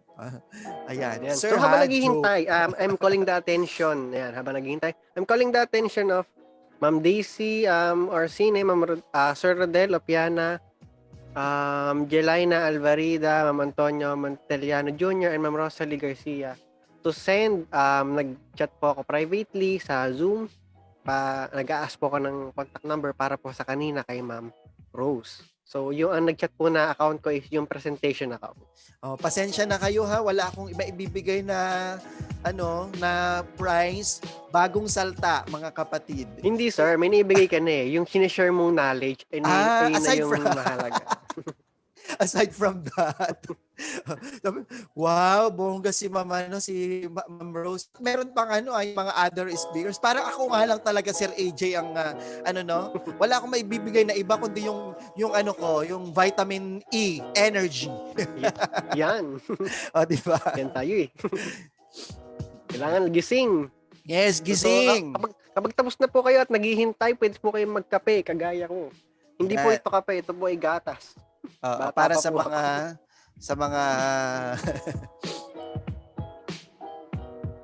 sa mga acidic. Yan, yung group leader po, kayo na rin po. Kayo na lahat. Oo. Pwedeng ilagay nyo yung group leader, yung anak nyo, tapos yung yung scribe ay yung partner nyo, ganon. Okay. So Yan po. magaan lang, magaan ang ating discussion. Okay? Kaya huwag kayong magpo-post diyan ng please go direct to the point, mga ganon. Parang nakakawala ng good vibes. Okay? Ayan, so nag-chat na ako kay Ma'am Alvarida sa kanyang regarding sa kanyang So price. this is part of our activity, my dear friends. Siguro I will start to share screen and move on with the first question habang naghihintay pa tayo ng mga Ayan, habang answers. naghihintay. So, And then we will try to process, okay? Katulad ng sinasabi ko, mga kaibigan, 'di ba, para lang ako nasa bulahan ng mga kaibigan, ito na ang susunod na bola. Yeah. Okay. Nakita nyo? Okay, that's Yan. good. So the first question in your breakout session, we will still call it breakout session. What are the factors you consider in order to achieve it's not just quality but high quality learning outcomes, especially in this time of crisis? List at least 3. Okay, sa lahat ng mga sa lahat ng mga sessions natin pare-parehas ang pulso. So these are the common experiences of most of the teachers who participated in this webinar session. At yan nga, nakikita nyo on the middle, internet connection. So we are all challenged with internet connection. Kayo lang yata yon. Parang hindi pa ako na-challenge sa internet connection ko. Sana hindi, Sir AJ. I'm using Converge. I'm not promoting it. Yan. Okay, internet connection. Okay, dito ako sa Cavite. So, depende siguro sa lugar. Okay, but of course, in Manila, I believe. Kasi pag sabi ko nga, ayaw ko mag-stay sa DO. Pag may mga ganitong webinar, nawawala. Okay, internet connection. So, internet connection, we are now processing it. Okay, pinaprocess na natin ang mga responses ninyo. Ibig sabihin, these are your first-hand experiences. Dito tayo huhugot ng mga discussions natin. Internet connection. So this is the condition, okay, na hindi natin maiiwasan. Pero pwede nating solusyonan. Take note of that. So we should not compromise learning because of the challenge of internet connection. Second na nakikita ko ay, bakit nag-aano pa rin? Disable. Disable po. Pa-remove. Kasi ibang account po ito. Ibang Yes, oo. Okay, ibang presentation. So, Pa-clear na i-clear lang ko. po, sir. Okay, clear. Ayun, may nag-send na ng number ni ma'am. Huwag kayong makulit, ha? Kasi nakaano naman na. Okay, yan. So, internet connection. Second, what you can see there, ano ba? Communication? Maybe you are referring to the communication skills of both the teacher. Siguro yung communication na tinutukoy nila, the role of the parents, the teachers, and the learners, no? Na kailangan magkaroon ng clear communication or else may maliligaw, may mawawala. Okay? Ano pa ba ang nakikita? Availability of resources. Ayan. Very, still under condition. Okay? Or pwede rin sa isang component. Okay? What else? Parents cooperation, that is under audience. Okay? Audience. Naghahanap ako ng isa. May nakita po ako strategy sa napakaliit lang.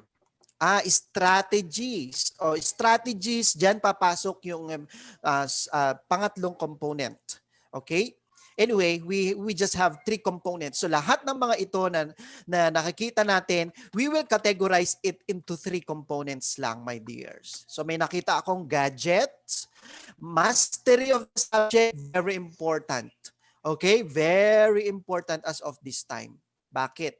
Kasi pag nag-aaral ang ating mga anak, nandyan ngayon ang katabi nila ang kanilang mga estudyante, ang kanilang mga nanay at tatay. Nakita ko performance. Okay. That's under criteria.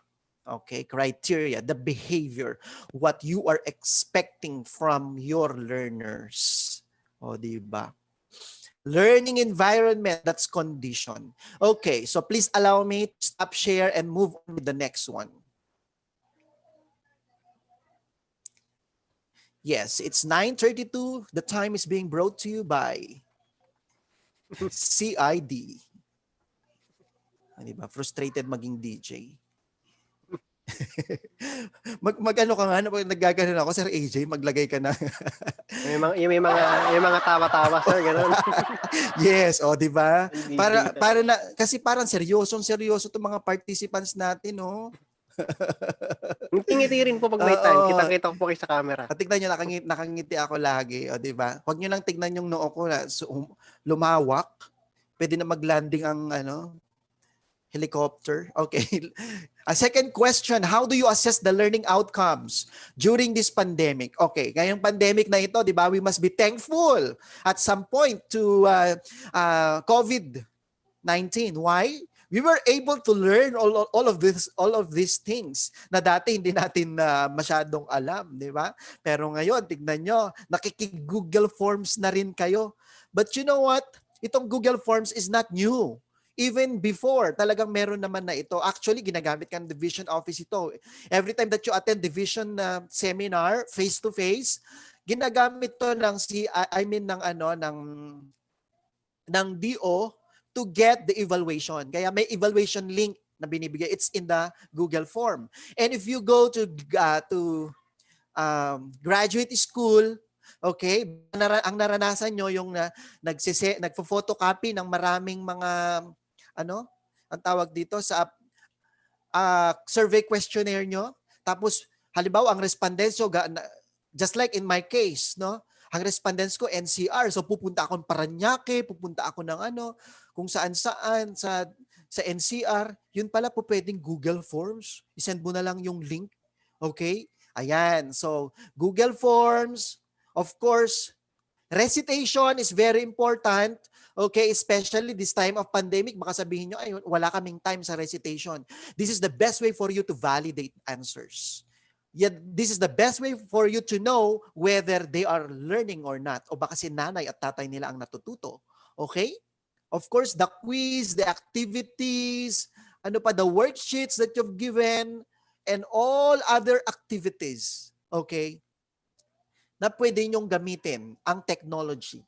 Hindi ibig sabihin, technology ay nire-require niya kayo ng computer. Okay, makikita natin mamaya. Okay, I will stop share and move on to the next. It's 9:35. Letter C. Okay, iba naman ang itsura ng letter C ko. Excuse me.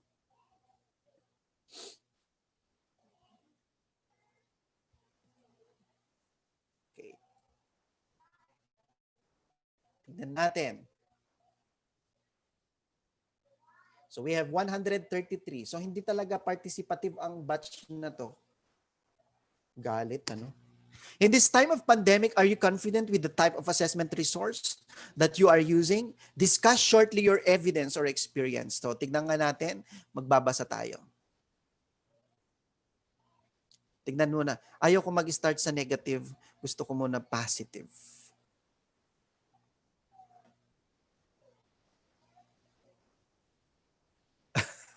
Sir AJ, kakaiba, no? Ayan, ito. Yan. Yes, because we are all aware that our resources from before is very different from now. Teachers should not burn out. Very good. Sino ka man? Should not burn out. Take it easy, my dear friends. Ngiti-ngiti dyan. Huwag kayong ma-burn out, okay, themselves in the trouble of this pandemic and the educational system. Okay, this is the new normal. It's now normal, di ba? Huwag kayong masyadong ma-pressure. Take it easy. Ganyan lang yan. Ayan. Sige nga, balikan ko yung no. Gusto ko, syempre ito yung nararamdaman ninyo eh. At gusto nating bigyan ng pansin lahat. No! No! Ganun ba? Magkakasabihin, no. No! Maraming estudyante ang hindi nakakasabay dahil sa problema sa internet or kulang ng gadget. Okay, the answer there, my dear friends, despite of this pandemic, we must be proactive. Alam nyo kung bakit kailangang isulong? Dahil babagsak ang ating ekonomiya kung hindi susulong ang edukasyon. That's one of the main reasons. So education must go on. Sabi ni Lola Liling. Okay. In a way, sabi naman ito, but honestly, the best part is when there's a personal touch. Oh my God. Something that you really need to teach with the heart. O, di ba? In the sense that you can personally talk and give feedback to the students. One of the most, one of the salient features of DepEd Order number 31 is in order for you to give feedback. Sabi nga, despite of this crisis, we need to give feedback. Don't get challenged with internet connection because andyan naman ang LGU ginagawan ng mga kaparaanan. O di ba? Parang masyado tayong dramatic ngayon, Sir AJ. Okay, sabi dito, I'm not 100% confident. Okay lang 'yon. We are not requiring 100% confidence. Kahit ako mismo, o di ba? Tumatawa-tawa ako dito pero menginig sa likod ko. Nandiyan, no? Ang mga ibon na nanginginig sa aking likuran. Sa aking likuran ha, hindi sa aking baba. Siyempre, it's okay. No? Hindi kailangan 100%, my dear friends. Since this is distant learning, okay, distance learning. But at least the type of assessment, I can see a viable result for my students. Sa ngayon, siyempre may nakikita na kayo. Okay? Nakikita nyo na kahit papaano. Diba? Na hindi lang sila natututo, pati nanay nila at tatay nila natututo. And that's a good thing. Diba? Alam niyo lahat ng bagay na nangyayari sa atin, sabi ko nga sa inyo, always look at the brighter side. Oh. Huwag niyong isipin na si nanay nila gumagawa niyan o si tatay nila. Magpasalamat kayo sa panahon na to.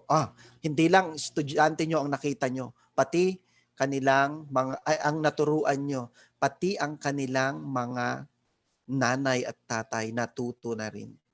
Lastly, my dear friends, are you still okay? Hindi ako, parang nakita ko kasi itong number of respondents natin, medyo na ako.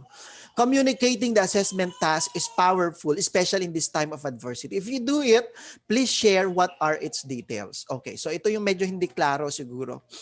So, maybe, yung mga details na yon, no, na gusto nyong ipakita, no, yung objectives ninyo using your Google Classroom. Okay.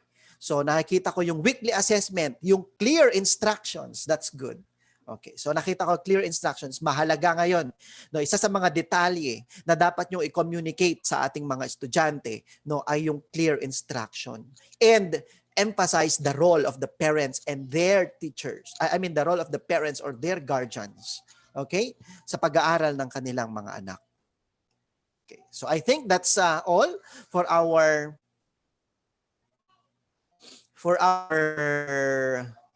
breakout session. Shout out, Ma'am Nerissa Baryon. Nakita ko si Ma'am Nerissa, kasama ko kasi yan. Okay, so please allow me to share my PowerPoint. Balik tayo sa aking PowerPoint.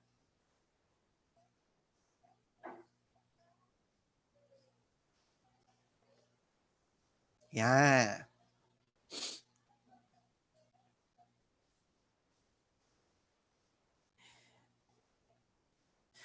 So on my next slide, my dear friends, makikita nyo dito is just like what you can see in the conceptual framework of thesis. Okay, but I'm using this IPO just to show you the process at saka yung it says the process yung what we expect in this session. Okay? So input, we will focus on DepEd Order number 31 series of 2020, specifically on ICT-based remote assessment. And how are we going to get or achieve with our output na ICT-based remote assessment plan.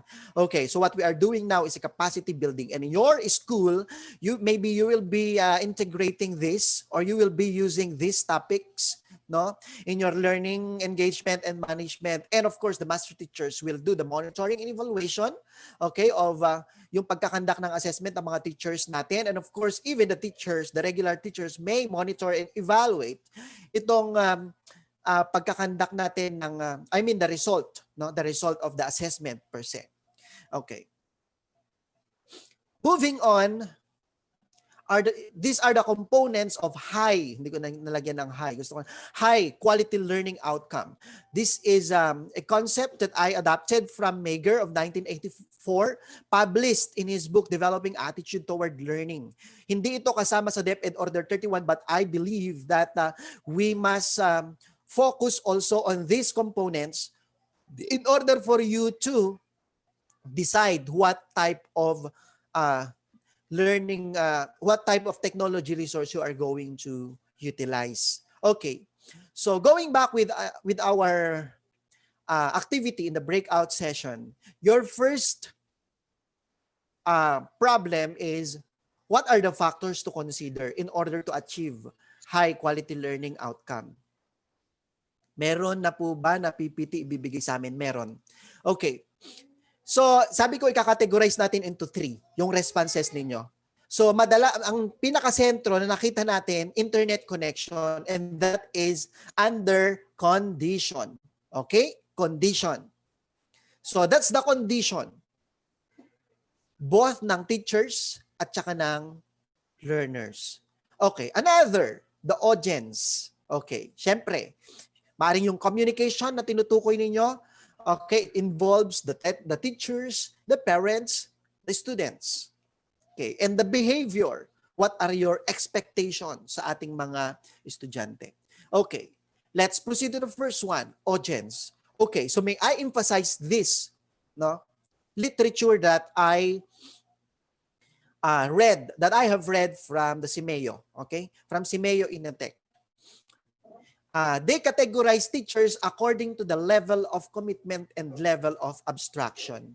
So when the teacher has a high level of commitment and a high level of abstraction, they are considered professional teacher. And I believe kayo yon, especially yung mga nag-respond, no? Yung 300 teachers natin na nag-respond sa mga activities, confirm you are professional teachers. But I believe, yung 700 teachers na to, na nandito sa harapan ko, not all of you are professional teachers.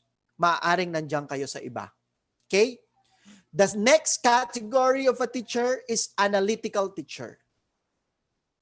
You have high level of abstraction. Maaaring sasabihin nyo, alam ko na yan, move on ma'am. Bilisan mo, go direct to the point. Mga ganon. Huwag ka na magpaligoy-ligoy. Alam ko na yan. High level of abstraction kasi naniniwala siya, alam niya na itong mga pinagsasabi namin. Okay. But you have low level of commitment. Baka naman mababa ang level of commitment dahil yung teacher na to ay hindi mo maasahan sa mga gawain. Sasabihin niya, ay, alam ko na yan pero marami akong ibang gagawin. So, ibig sabihin, parang hindi niya masyadong priority, low level of commitment. You are under analytical teacher. Okay? Or, you have high level of commitment but low level of abstraction. Ito yung mga masarap kasama.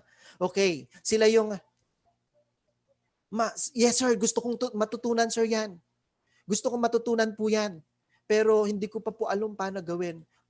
Okay lang po ba? Turuan niyo ako. O di ba ang sarap? They are unfocused teachers. Okay? Kasi baka hindi pa nila masyadong oh my God. Wait lang po for a moment.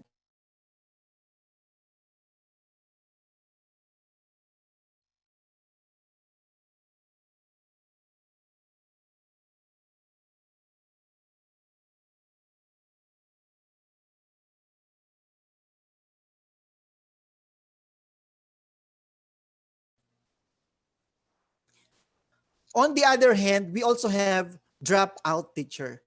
These are those with very low, low level of commitment and at the same time, low level of abstraction. Sila yung mga during the pre-pandemic, inaabangan ang pag-uwi. At saka sila naman yung 5 minutes bago tayo, 5 minutes after ng official time bago sila dumating, mga ganon. Late na dumating. Tsaka nag-aabang ng uwian, mga ganon. Nag-aapurang umuwi, ayaw mag-remediate, mga ganon. They are dropout teachers. Okay? Despite of the categories of teachers na meron tayo, please remember, happy to learn. Please remember yung nasa gitna, the learners. Yan ang main focus natin. Pre-pandemic and pandemic, that's our focus. Okay? And the end result, of course, kailangan, they must be learning. Okay, condition. These are the conditions, okay, which the learner will perform from the behavior. Okay, look at the images there. Blessed are those kids who have with them their mother and their father while learning. Ayan yung nasa taas. Okay. And yung mga siguro nasa high school natin at saka nasa intermediate, ito naman po yung red na damit ng bata.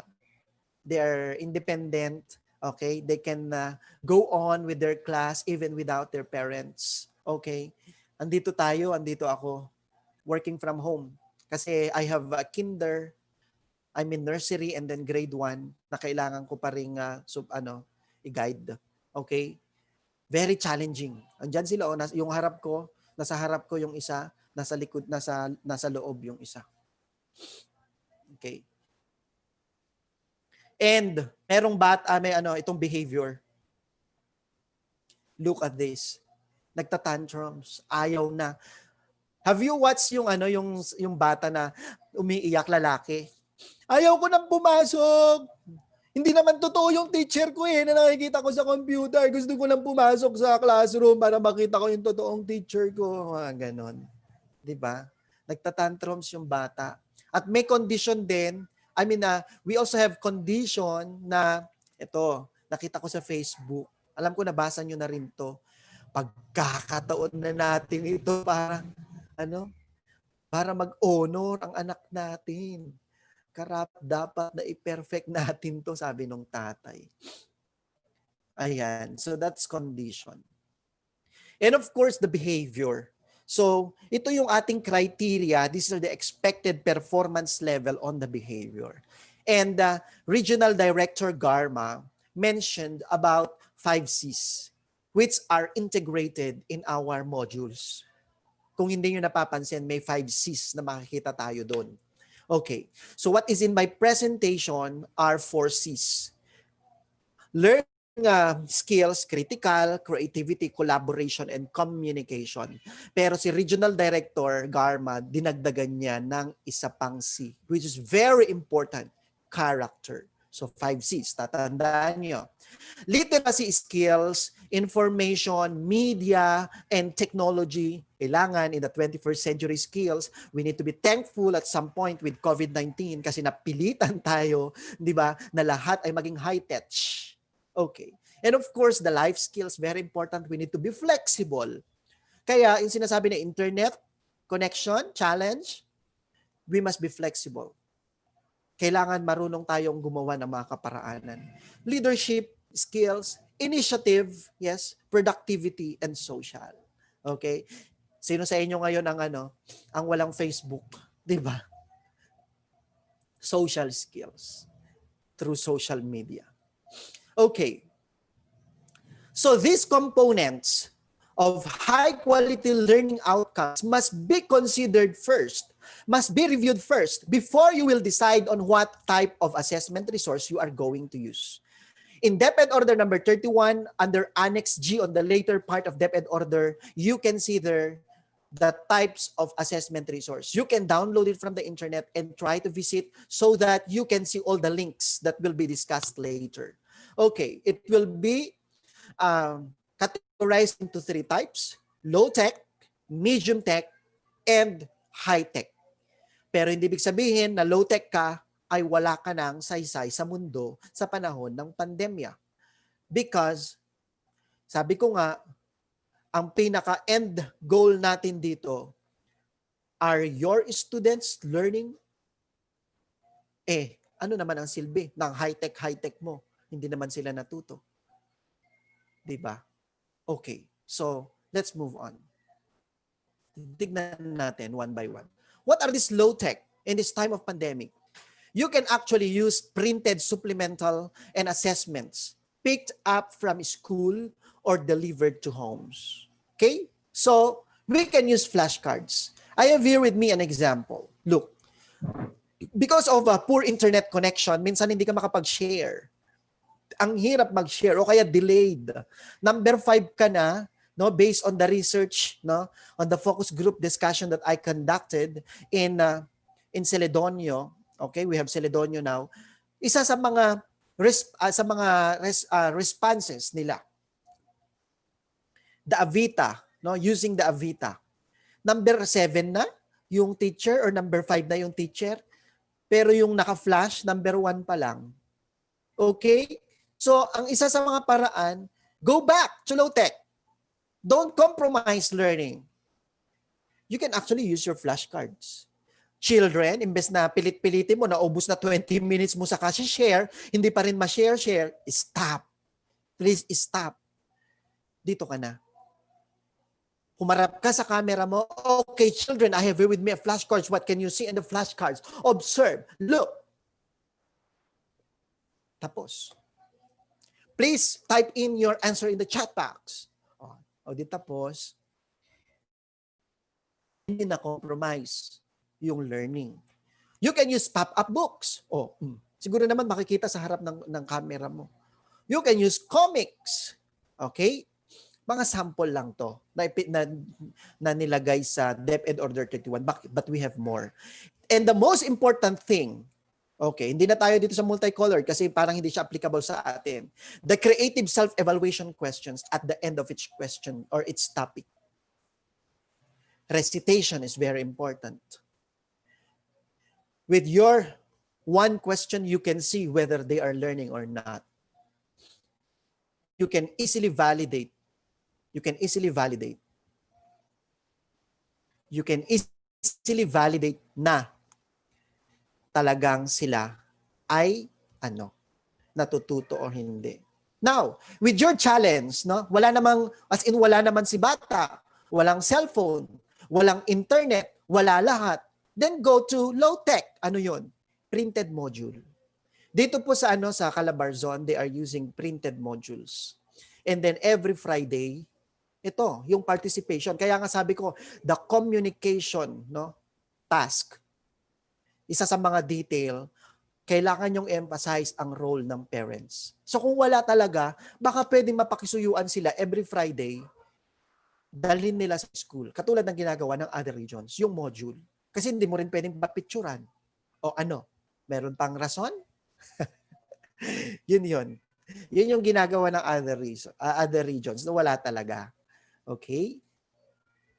Now, let's move on to, may nabasa ko kanina Nagbabasa ako ng chat box, my dear friends. Huwag kayong pabibo dyan. Hello, Ma'am Margie. Yan, shout out kay Ma'am Margie. Excited to learn about rubrics in performance task. Good AM, sir. If the teacher will use the chart or whiteboard, baliktad po ang words. So, matuto tayong maging networking agent. Pabaliktad ang sulat. Diba? Okay, so we will move on to excited si Ma'am Margie paggawa ng rubrics. Susubukan natin. Okay? I will stop share. Pupunta ako dito sa aking desktop.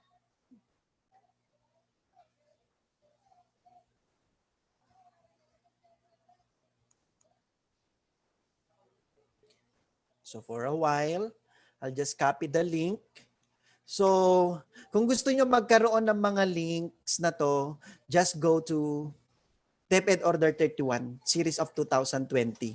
I-search nyo, makikita nyo yan. Andun lahat. Okay, so I'm ready to share my screen. It's a Ruby Star. Makikita po natin dito, okay, please stop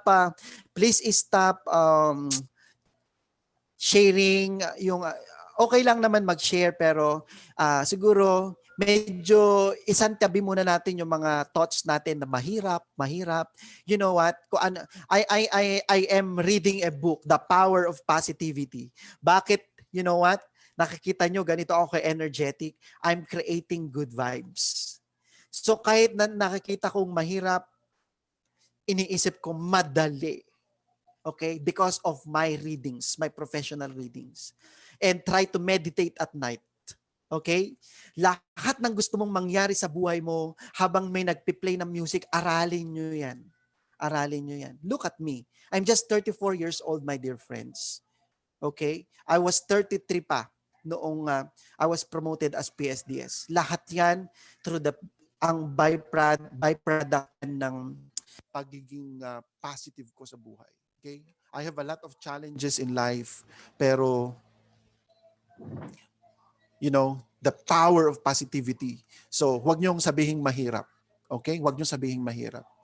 Even sa inyong mga anak, huwag kayong magsasalita ng something. Okay? Halimbawa, naiinis ka na, isipin mo, wow, magiging top-notcher tong anak ko na to. 'Di ba? Mga ganon. O 'di ba, meron tayong ngayon, personal sharing aside sa pinag-uusapan natin. Okay, it's on Ruby Star. Okay? Ruby Star. Nakita nyo dito, I already created my account. Okay? So, nakapag-sign up na ba ako? Okay. Sige. Hindi na ako magsa-sign up. Ay, subukan login. Siyempre, may account na, so magla-login. Okay.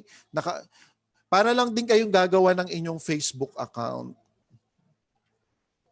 Okay. Zip code na gagamitin nyo outside Manila, outside the US, kasi sa US lang to. So pag outside US, we will use 59. Okay? And the password, login. Okay, so this is my account. Nakagawa na ako ng isa. Okay, so you may find rubric kapag meron na kayong nagawa. You can create rubric. Papakita ko sa inyo how to create a rubric. Okay, di ba? Nasa isip natin ngayon, di ba, paano natin bigyan ng mga grades ang mga pinapagawa natin. Very challenging paggawa ng mga ang hirap mag-isip. Sa totoo lang, sa rubric, paano mo bigyan ng 5 or ng... actually, sa ngayon, wala, dinidiscourage. Sa measurement evaluation, dinidiscourage ang 5-point scale. It must be 4-point. Pati sa research, 4-point scale. Kasi may tendency na gigitna ka eh. Even sa mga survey, gigitna ka kapag odd number. So, 4. So, dito sa US na ano na to, US-based link na to, 4 ang ginamit, 4-point scale. Okay? So, ang hirap mag-isip. Paano siya maging 4, maging 3, maging 2, or maging 1. O maliban na lang kung hula-hula, mga ganun. Mas madali yun. Tingin ka lang sa taas, up 5, up 4 to. Tingin sa at 2 ito. Okay, yun pinakamadali. Okay? But of course, that's not ideal and that's not the right one. Hindi yayaman ang bansa natin kung ganun. Kung laging ganun. Okay? So, anong itatry natin? Siguro math pa rin. I will go with mathematics. Kasi math teacher po ako. So, pipindutin lang yung create, yes, yung subject na gusto mo. Ayan. So, creating and editing your rubric. Okay, category. Wait lang. Anong project ang gagawin natin? Okay, sa mathematics. Okay, creating. Di ba nagpapagawa tayo ng nets of solid figures. Create, halimbawa, ang mga bata natin mag-create ng nets of solid figures. Paano natin bibigyan ng grade based on the following categories? Una, yung the use of manipulative. So pag pinindot mo yung category, automatic lalabas dito para maging 4 siya, maging 3, maging 2, or maging 1. Ganon. Another, let's say collaborative. Okay. So working with others. So a student was an engaged partner. Okay, listening to suggestions of others, something like that. Pwede rin namang i-reset and then meron kang gustong i-modify. Okay. Neatness.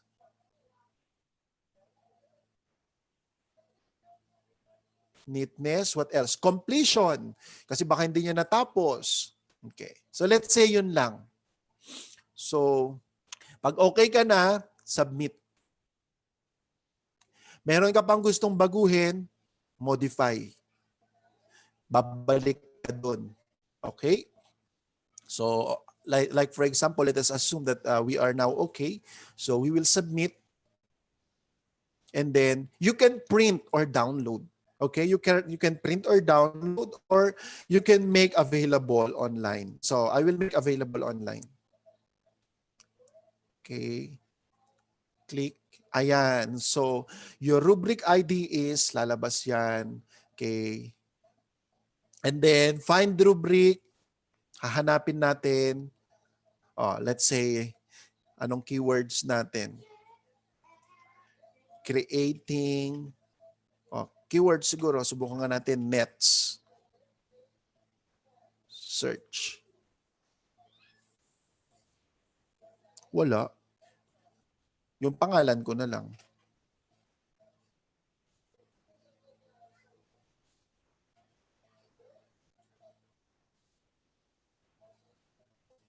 No results. Ano ba yung ano natin kanina? Okay. Basta yan. Na-save yun. Pero, kasi I tried this before. Naka-share ako. Tapos pag in-stop share ko, lalabas siya. Okay. So, I will stop share. You can explore this one, my dear friends. So, I will go back to my screen. It's 10:04. I still have 10 minutes. Kakayanin ko ba?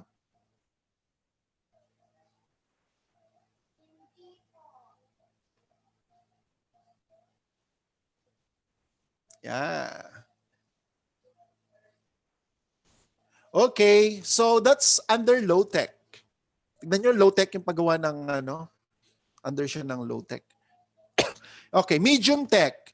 Okay, so during our observation in the simulation activities by the schools, we noticed that some of the schools use CDs or USBs in a saving file. These are actually the digitized modules and the worksheets for the learners, for the students, because it's in the high school. So these are examples of medium technology. Okay. The next one is the high technology. This is a type of technology resource na kailangan hindi kayo dapat ma-overwhelm. Please don't get overwhelmed with a lot of high technology apps available online. Okay, sabi ko nga, before you're going to use this, please consider these components of high quality learning outcomes. Okay, so in my screen, you can see these are the PDF format assessments created using an iPad or tablet or laptop or desktop computer through the following apps or softwares. So we are very familiar with itong mga periodic table of Office natin Microsoft Office 365. Okay? Ang dami nito. So we are familiar with Microsoft Word, Microsoft Excel, Microsoft PowerPoint, 'di ba? Ito yung mga yung mga madalas nating gamitin. Okay, so under high-tech yan. Okay? You are asking me whether it's itong Ruby Star is free? Yes, it's free. Lahat ng mga nandito, sinubukan ko free. Okay? Lahat ng nasa DepEd or 31, sinubukan kong pasukin. Free naman. Pero meron doon, nanghihingi ng credit card number. Siyempre, hindi nyo pwedeng ibigay. Bakit hindi nyo ibibigay? Kasi wala tayo noon, di ba? So, it's free.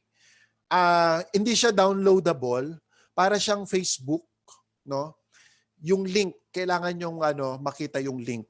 Ang link po nasa DepEd Order 31. Okay? So, another high-tech, meron na tayong DepEd Commons. You know what? Bakit nagkaroon ng DepEd Commons? Nakita ko lang. You know, when I was in Korea in 2018, no, the UNESCO APCU, one of the speakers said, 20 years from that year, ang mga teachers or most of the teachers mawawala sa face-to-face classroom. 2 taon pa lang because of COVID-19. It happened. Okay? Ito yun. At nandyan ang DepEd Commons natin na pwedeng magamit na, di ba? Yan. So, that is based on research na talagang they were able to predict what will happen. Okay. So aside from that, we also have digital assessment e-books. E-books natin. I tried Kotobi. Ito yung like for example, nag-research kayo ng mga libro-libro na pwede nyong gamitin. You can go to Kotobi. Pero ito yung sinasabi ko parang may nakita ako nanghihingi ng credit card. Pero may mga I just checked it 2 days ago in my email. May mga offers sila na free seminar, mga ganyan. So, tapos may mga books talaga na sinishare. Okay, another, itong Ting Link. Ito naman yung pag-create ng mga videos. Okay? Ito namang EduBansi. EduBansi, it's just like Google Classroom. Pwede kang mag-create ng class. And others like Edpuzzle, Nearpad, Peer Deck, Squiggle. Okay. So pwede nyong yan. You can screenshot and you can visit and explore. Okay. Another high technology, maaaring sa inyo ay ilan sa inyo joined 5-star video contest. Okay, ginamit nyo itong mga to. You need you use camera, scanner, Canva, okay, everything is there. The videos or time lapse, okay? And the audio or podcast, lahat yan ay nagamit ninyo in your video contest. Yes.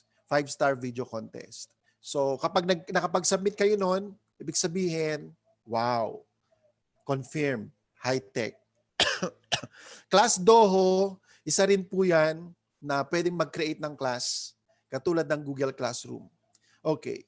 Edmodo, if you know Sir Rodel Sampang, okay, the principal now of Mabini Elementary School, isa sa mga features ng pagkapanalo niya as Metrobank awardee noong 2012 or 2011, I guess, ay nakapag-create siya ng mga klase using Edmodo. Okay? Yan. Katulad ng sinabi ko in our pre-activity kanina at saka sa ating breakout, most of your answers nakafocus sa Google Classroom. Pero aside from that, marami pa pala. Okay? So Google Classroom lang pero ang dami pa pala. And yung isa, yung sunod dyan, that's Moodle. That's my favorite. Okay? That's my favorite app. Alam nyo bakit? Ginagawa ko na yan dati nung ako'y nasa SM pa. I mean, yes. Nung bago ako naging teacher, trabaho ko yan. Nagmo-Moodle ako. Yung naglalakad sa gitna, tapos may suot kang magandang damit, tapos nagmo-Moodle ka. O diba? Ngiti naman kayo dyan. Diyos ko Lord. Parang, lumingiti si Ma'am Lehani. Yan ang gusto ko mga participants. Tumatawa. Mabisit ko ngayong iba. Natawa ba kayo sa Moodle? Nagmo-Moodle. O si Ma'am Conception tumatawa. Very good. Yun ba yun?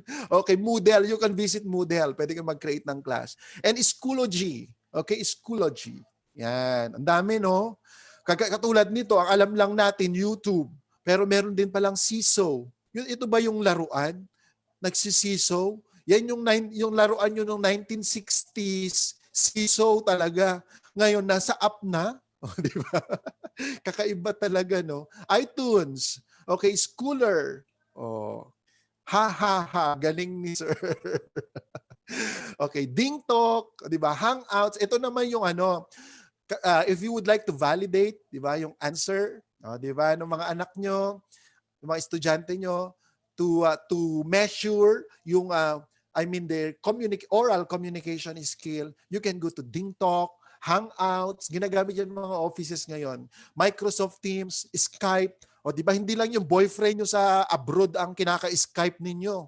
O di ba pwede nyo gamitin ang Skype with your learners na merong internet connection. Okay, yung Viber. O di ba yung girlfriend ninyo abroad, yung chat nyo sa Viber, pwede nyo na rin gamitin yung sa ating students. Messenger, ayan. Sa Korea, hindi sila familiar sa Messenger. Okay? Pero sa Philippines, very well-known ang Messenger. Zoom, ginagamit natin. Itong Miro, di ba? Alam niyo Miro, yung takbuhan nyo pag umaga. Pagkagising nyo, humaharap kayo sa Miro para makita kung may muta pa kayo o wala na. Natanggal na ba yung Miro? O baka hanggang ngayon, ma-visit nyo nga yung Miro. Di ba? Miro.com. O, di ba? Mas mabilis matandaan.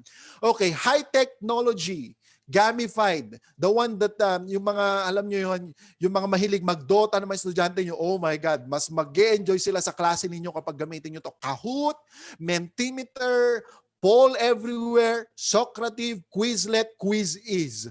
O, di ba? Quiz-Is, makikita nila ranking nila sa Quizlet. Pag ginamit nyo yan, parang ayaw nang bumitaw yung estudyante nyo sa klase ninyo. And that's good. It's a very good gamified links. Watching from Santa Ana. Okay. And it's 10:13. The time is being brought to you by BORROMEO, Pandesal. Sa umaga. Okay. Digital flashcards. Yes, the digital teacher-made self-evaluation for students. Yung mga emoji worksheet nyo, self-assessment questions, exit sleep, lesson tweet. Okay, everything is there. Okay. It's 10:14. Sabi ko sa inyo, Korean na ako. Saktong-sakto, and this is your homework. Okay, so what you're going to do, choose a learning competency in your subject and grade level that you are going to teach in a couple of days. Okay, then prepare an assessment plan by filling out the forms below. If not, kung ayaw nyong gamitin yung dinisign ko lang, you can come up with the other format. Pero kailangan gusto ko makita ko yung nandyan. Okay? So, you can submit your output to that email. And also, kung gusto nyo rin i-video yung actual na implementation ng inyong assessment plan, you can also do it. Okay?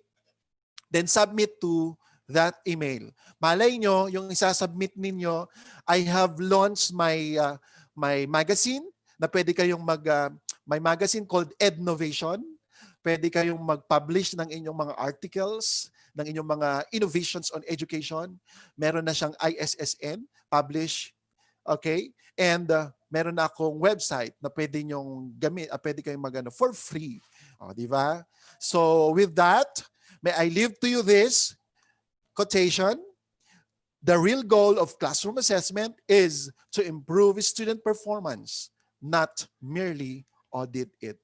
So my dear friends, as a teacher, we should know how to bridge the gap between technological, pedagogical, and content knowledge. Do not focus too much on technological na nako-compromise ang pedagogical and content knowledge, especially this time of pandemic. Paano matutong bata kung high-tech ka, but look at the pedagogical side,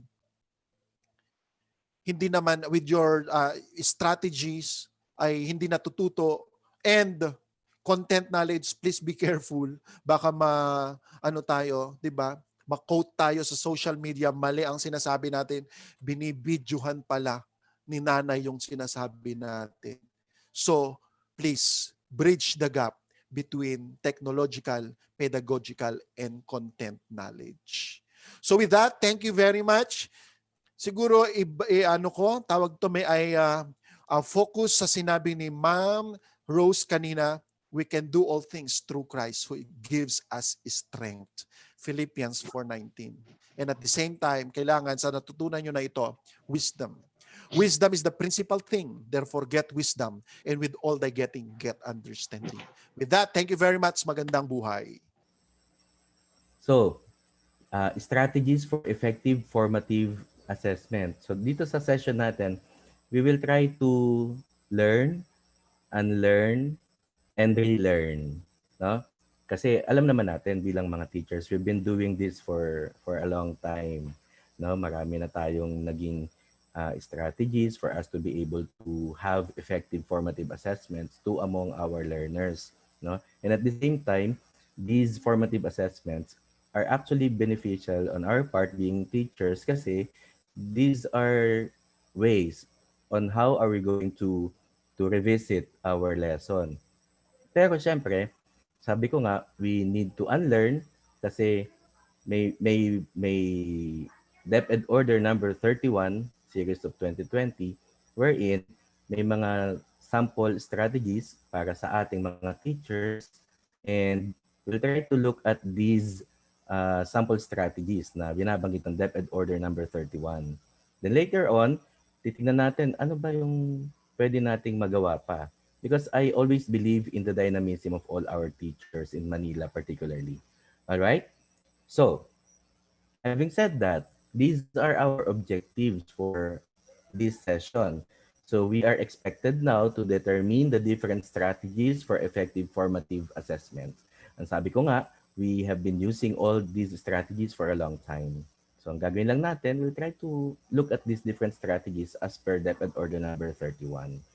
And we'll try to differentiate formative assessment from summative assessment. This is somehow a way for us to unlearn and relearn the things that we know already.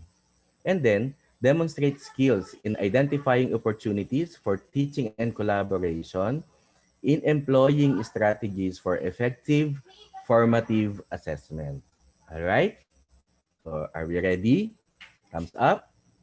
Okay. Now, so before we begin, let us have some self-check. I have here 3 questions lang for us to find out how well do we truly understand no assessment. All right. So all you have to do is to type in your answer dun sa ating chat box. Dalawa lang naman ang option natin, whether it is true or a false statement. All right? Are we ready now? So this is our first statement. Assessment and feedback should be a shared responsibility among teachers, learners, and their families. All right? Please type in your answer to our chat box. Is it true or false? Ayan po. So, Okay. karamihan ng mga sagot nila ay true. All right. So, if your answer is true, you are correct. All right. So, ang galing. Next, here's our next statement. Formative assessment is administered at the end of a block of learning to measure the extent of learners' mastery of the content and performance standards. Is it true or false? All right? Ayan po. This time po parang halo. May true and may false. Oh, may true or may false, or medyo may confusion ng bahagya, no? But the answer is false. Kasi the one that we're referring to here is actually a summative assessment. Okay, so later on, titignan natin yung differentiation ng dalawa, ha? All right, here's the last statement. Formative assessment can be informal, which may happen during conversations and discussions with learners. Is it true or false? All right. Ayan. This time naman po, karamihan ay true. Okay. So if your answer is true, you are correct. Okay? So I guess pwede na tayong magsimula, no? Kasi kung dito sa mga statements na to, medyo may kaunting confusion tayo. Tingnan natin tong comic strip na to. Kasi ang sabi dito, sabi nung kasi may aso na inassess, yung bad dog, sabi doon sa comic strip. I'm gonna need more specific feedback on my formative assessments. So why is it important for us to have that specific feedback, no, on formative assessments? Okay, let us try to have some reflection on that. And then, we will ask ourselves, what is formative assessment? Ano ba talaga ang formative assessment? Because as you notice, ang formative assessment, matagal na natin itong alam. Totoo yun. Kaya lang, si DepEd Order number 31, dinefine siya as a process that involves teachers using evidence about what learners know and can do to inform and improve their teaching. So with this definition, kanino siya? No? Kanino siya beneficial? Sa atin bilang mga teachers. Well, actually, this was uh, already stated by Ma'am Rose kanina, no? But siyempre, since ang topic natin ay strategies on formative assessment, it is but proper for us to have this definition very clearly stated. Okay? So it's a process. Proseso talaga siya, no? Hindi siya one time, big time na may formative assessment tayo. But this is actually a process na kung saan tayong mga teachers, inaalam natin ano ba yung nalalaman at kayang gawin ng ating mga learners para ma-improve yung ating teaching process. Okay? And also, this process, through the teacher's immediate feedback, enables learners or students to take responsibility for their own learning and identify areas where they do well and where they need help. Kung yung kanina, yung process na yun ay para sa mga teachers natin, para sa atin bilang mga teachers. By this time, ito naman yung proseso nito ay para sa ating mga learners. So dalawa, no? Dalawa yung target ng formative assessment sa atin bilang teachers at sa ating mga learners. Having said this, titignan natin ngayon. Sabi ko nga, this is just a review or revisit of what we know on assessment. Kasi assessment, we've been doing this no ever since na maging teacher tayo. Or even during our baccalaureate years nung tayo nag-aaral ng education no dun sa eskwelahan natin. We were taught na ito yung mga forms ng assessment, no? There is what we call assessment for learning, assessment as learning, and assessment of learning. All right? Do you recall? Ito ngayon yung part na kung saan tayo ay nagre-relearn. Okay. Now, for assessment for learning, this actually occurs when teachers use inferences about students' progress to inform their teaching. So, kanino ito? Sa teachers. Kasi, ginagamit niya yung kanyang mga inferences tungkol sa progress ng kanyang mga learners para makita niya ano pa ba yung dapat niyang i-improve dun sa kanyang proseso ng pagtuturo. Another one is that assessment as learning. This actually occurs when students reflect on and monitor their progress to inform their future learning goals. So assessment as learning para kanino? Sa mga learners natin, tama. Kasi by this time, atong mga learners natin, they have now the opportunity to reflect and monitor their own progress as regard their learning goals. Kasi ang mga bata naman natin, may objective din naman sila no, sa pagkatuto. And then lastly, of course, assessment of learning. This actually occurs when teachers use evidence of student learning to make judgments on student achievement against goals and standards. Both na to, both the teachers and the students.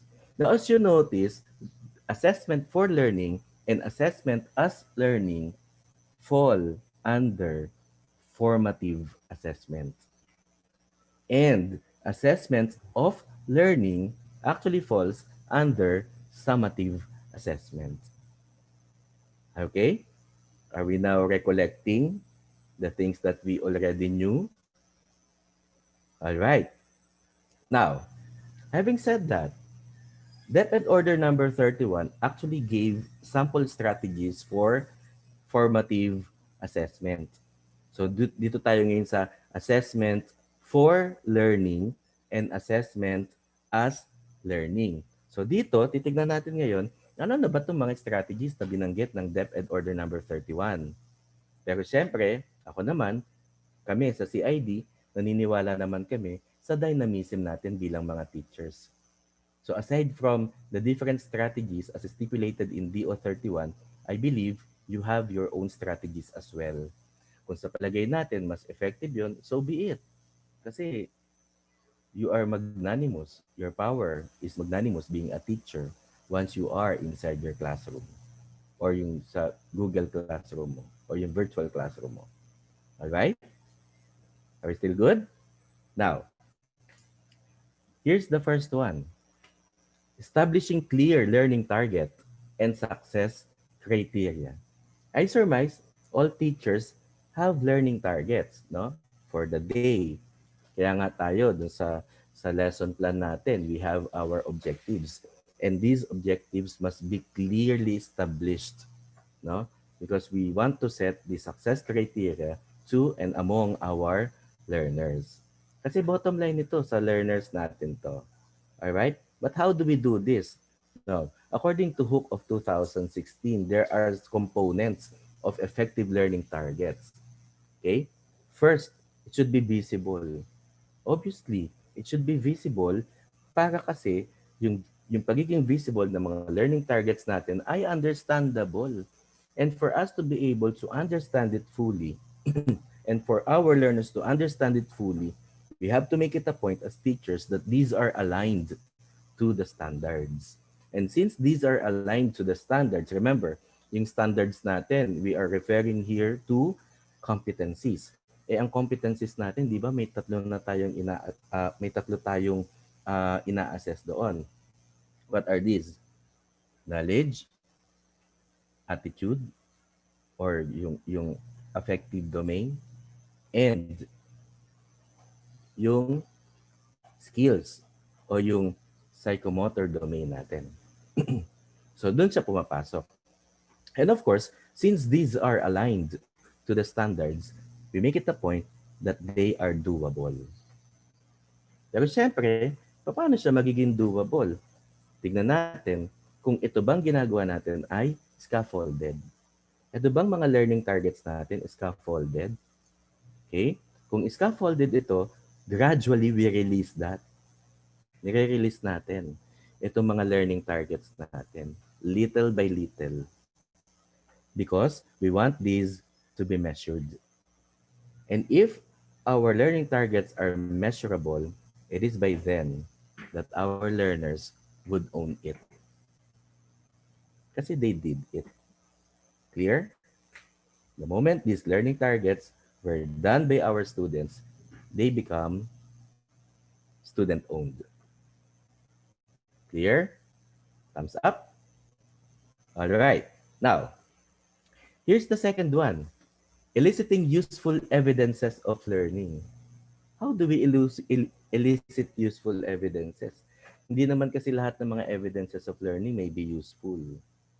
Some of which may be futile. However, the one that we will be eliciting are or should be useful evidences to learning. So, paano natin yun gagawin? Well, actually, sinabi ni William ng 2007, may mga 5 instructional routines na binabanggit para ma-elicit yung mga evidences of student learning. So, number 1 diyan is we elicit evidence through pre-assessment. We have to make it a point that we understand our learners. And I believe naiintindihan natin yung mga learners natin. No? How do we understand them? Siyempre, inaalam natin muna ano ba yung kanilang mga learning styles. No? So, posible yun. Kasi, di ba, I know this may be passé to all of us that our learners have multiple intelligences. Pero we still go back, no, to understanding their multiple intelligences. Kasi from there, makikita natin ano ba yung appropriate dito sa batang ito.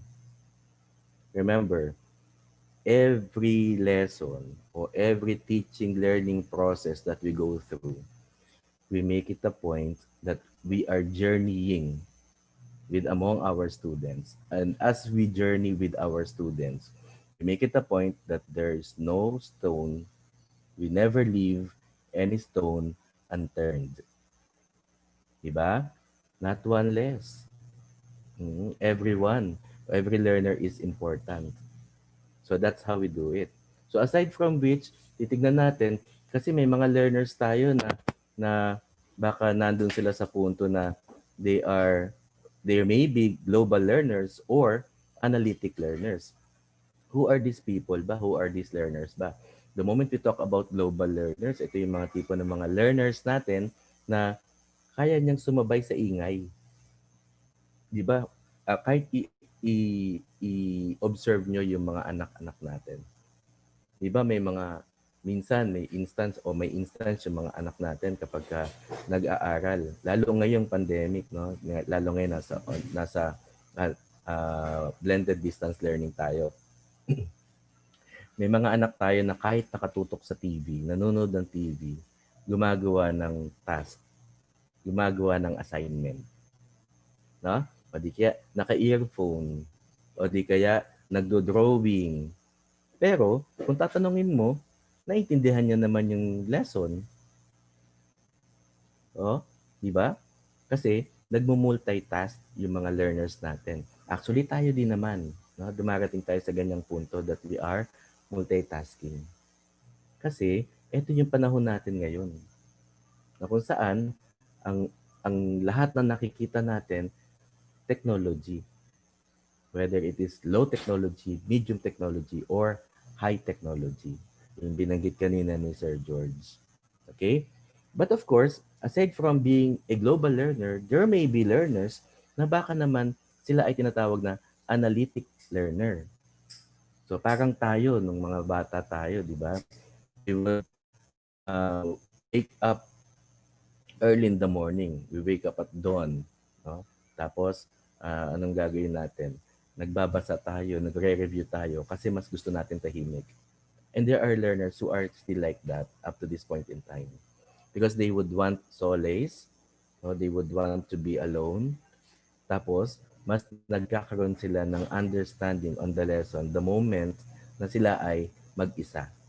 And with these learning styles ng mga bata natin, doon tayo nagbibigay ngayon ng mga, doon natin nakukuha yung mga evidences natin for us to be able to appropriately assess our learners. Okay? Aside from the pre-assessment na ginagawa natin, we also elicit evidence through classroom discussions. O kahit na naka-Google Meet tayo, no, may discussion pa rin naman tayo diyan. Pero kung titignan natin, lahat ba ng mga bata natin ay participative? Ngayon, pag may napapansin tayo, syempre hindi lang naman isang beses ka nagdi-discuss, no? So yung 20 minutes na yon, I know that 20 minutes is not enough. Pero if it becomes repetitive, no? For halimbawa, na yung classroom discussion mo ay nakita mo in a month. Tapos yun at yun din ang mga sumasagot. Maybe titignan natin baka ito yung mga bata na kung titignan natin based from our pre-assessment, baka hindi ito yung pamamaraan ng mga bata to become participative in our discussion. Okay? So nakikita natin ngayon, no, na nababalik-balikan natin ngayon, no, based doon sa pre-assessment natin at saka doon sa classroom discussion natin. And then also, we elicit evidence through questioning. Ngayon, titignan natin itong questioning na to, we might be revisiting on the manner as to how we ask the question. So, pero depende yun sa naging response ng mga bata. Alright? So, art of questioning tayo ngayon. So, titignan natin, baka mamaya yung question natin, nabobore yung mga bata dun sa type of question natin. O di kaya masyado namang highfalutin sa mga bata yung mga binibigay nating tanong sa kanila. It boils down again based doon sa pre-assessment natin. And then later on, pwede naman natin tignan. We elicit evidence also through the students' written work. Okay? Doon sa mga submission nila sa atin, tignan natin, ano ba yung hindi nila naiintindihan pa based doon sa naging takbo ng lesson natin. And from their written works, Nakikita mo, si ganito pala may problema sa ganito. Ay, si ganito pala, kulang pala siya sa ng comprehension and so on and so forth. No? Doon ako believe sa inyo, mga dear teachers. Yan ang nakakabilib sa atin. Because we have so much time. No? We indulge so much time para maintindihan natin ng gusto yung ating mga learners. And I salute you for that. Okay?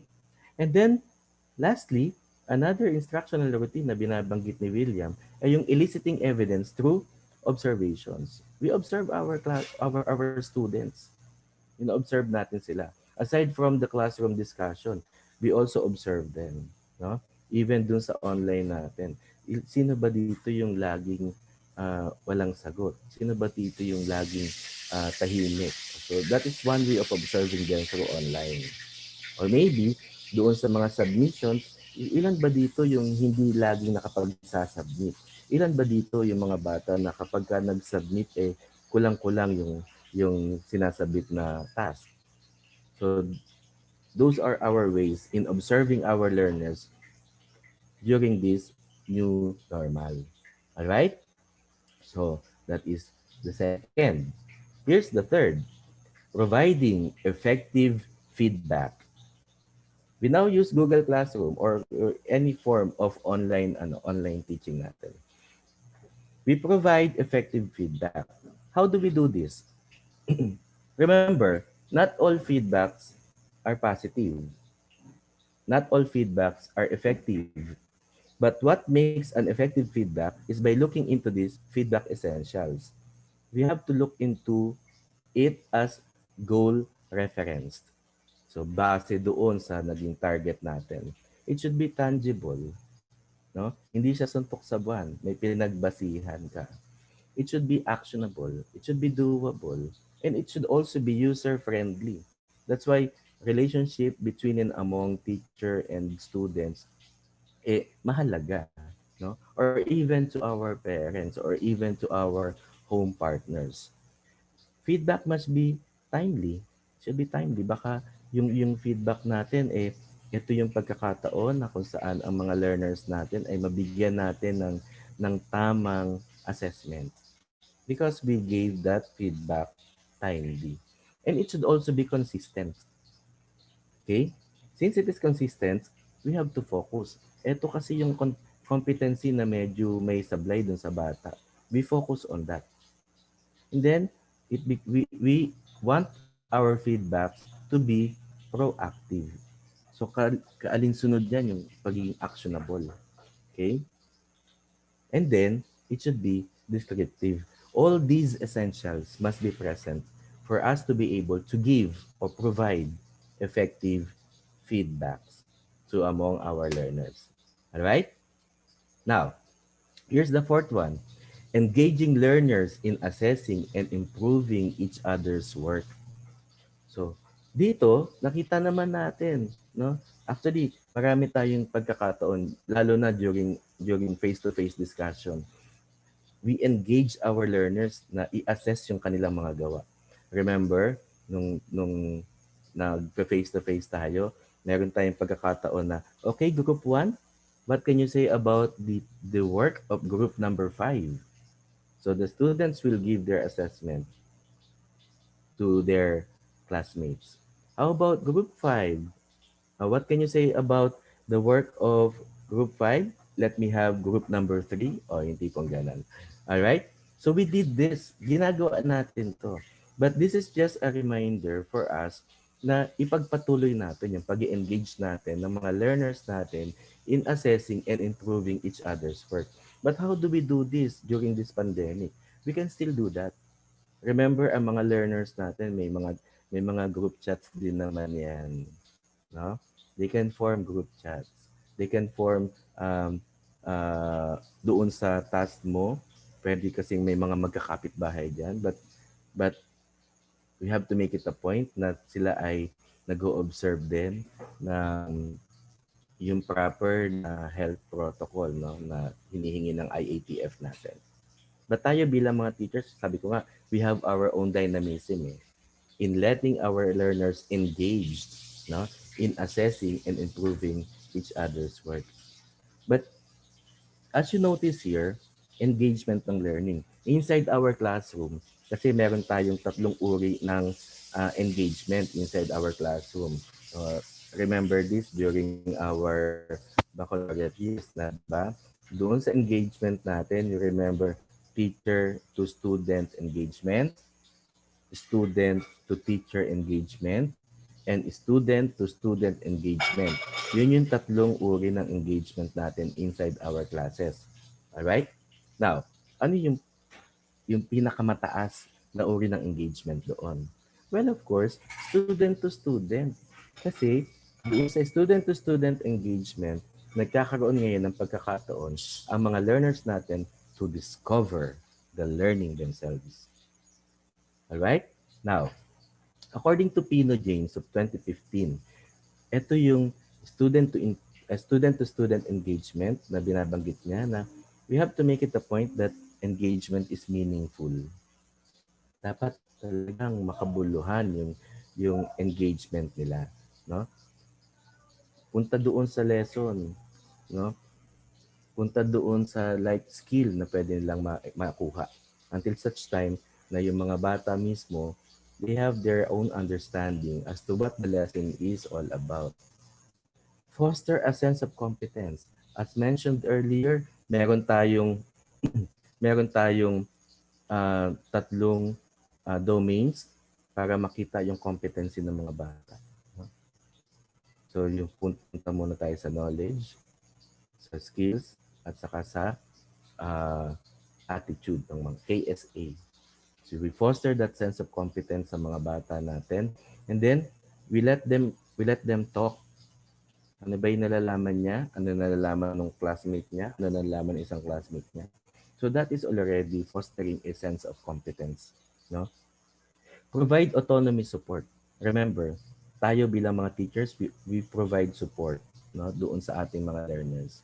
And remember also that gone are the days that we consider ourselves to be the fountain of wisdom. Tama?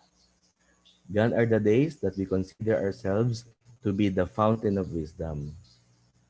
That's the very purpose as to why tayo bilang mga teachers, ang role na ginagampanan natin inside our classes, whether it is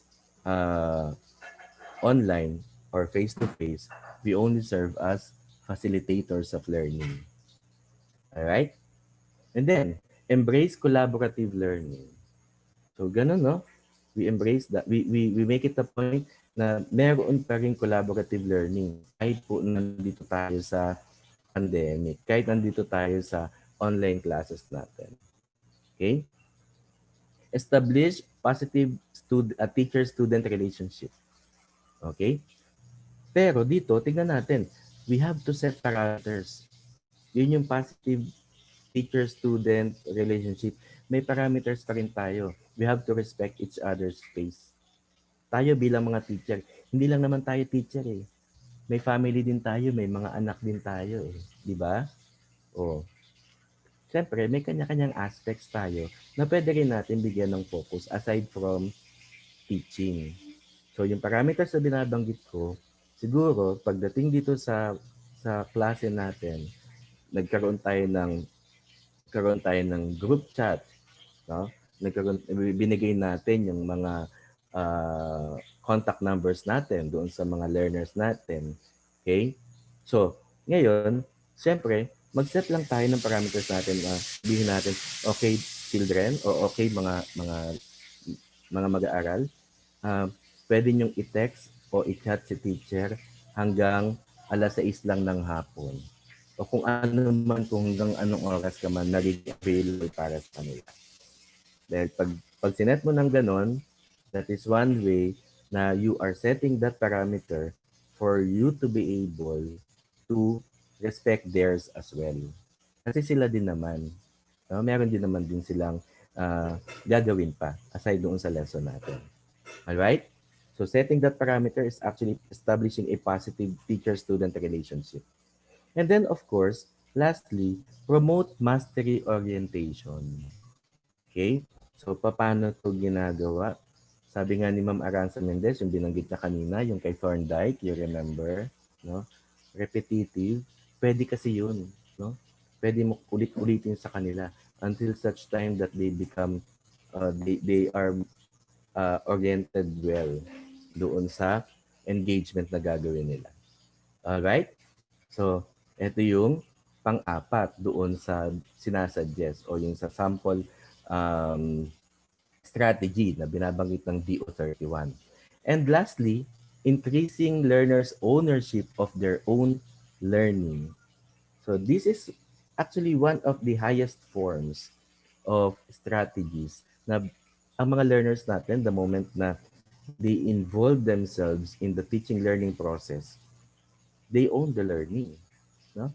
They have that sense of ownership. But how it is done? Sabi ni Dr. Bray, sabi niya, learners development of ownership by, dito sa apat na quadrant, tignan natin, by understanding. So discuss how they learn.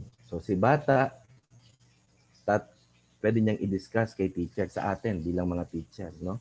Pwede niyang i-discuss paano niya gustong matuto. Okay? Then invest. Investment siya. So by this time, he is now developing skills to work independently and with others. And then comply. So dito, he is now following rules and instructions. No? And then when he is asked, he answered back. Okay?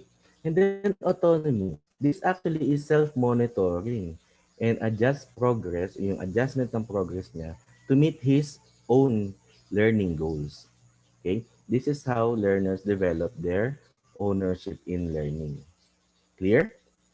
So these are the 5 sample strategies. As I've mentioned, we believe in your dynamism. If you have other strategies, you may do so.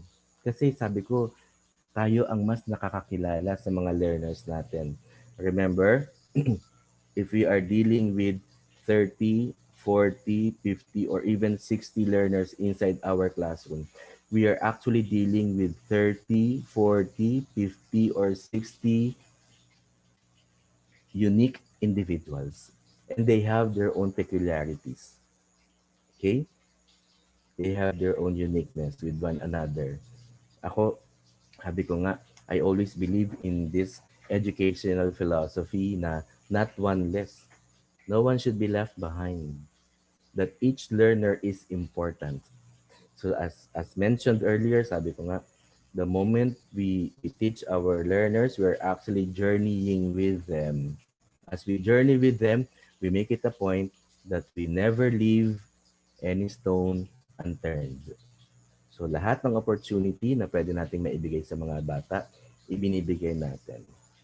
Sometimes we go out of our comfort zone, no? Para lang mabigay natin yung pagkatuto na inaasam ng mga learners natin. All right? Are we good? Are we still good? Okay. Having said all this, dito papasok ngayon, itong mga key strategies na to are actually assessment for learning. Paano ito magiging beneficial sa atin bilang mga teacher? Sabi ko nga, di ba, yung assessment for learning para sa atin. Paano? We share learning expectations, we elicited evidence already, we provided feedback, nagkaroon ng self-assessment yung mga learners natin, nagkaroon din ng peer assessment. All this, pag pinagsama-sama natin, these are our ways for us to be able to revisit our strategies sa teaching. We may be employing many strategies sa teaching natin, but with this learning for assessment for learning, this is our way to look for appropriate strategies para sa uri ng learners natin. Okay? Okay lang po na kung sakali man na hindi natin na-meet yung learning target natin, we can reteach until such time na yung mga learners natin were able to meet the objectives, the learning objectives. It's okay, kahit magpaulit-ulit. Kasi ang importante dito, sabi ko nga lagi, ang bottom line natin sa assessment, ang mga learners natin. No? Alright? We may be rich in employing so many strategies. However, are these strategies responsive to the needs of our learners? If they are not, those strategies only serve futile. All right? Now, as regard assessment as learning, nasabi natin na ang focus natin dito sa assessment as learning, yung mga learners natin. Dito makikita natin dun sa feedbacking natin, no? Kasi ang mga learners natin, they share learning goals.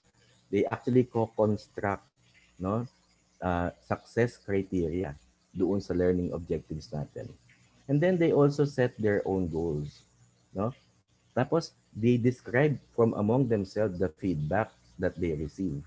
Tapos nagkakaroon ng peer at saka self-assessment. This is one way of reflecting, no? Kasi our learners are actually risk takers then, no? And then they provide their own monitoring. And kung titignan natin, cyclical siya kasi these are interrelated with one another. All right? They're equally important because we want to make it a point that our learners are in a safe environment. We want to make it a point that our learners were provided support, that our learners have this kind of risk-taking.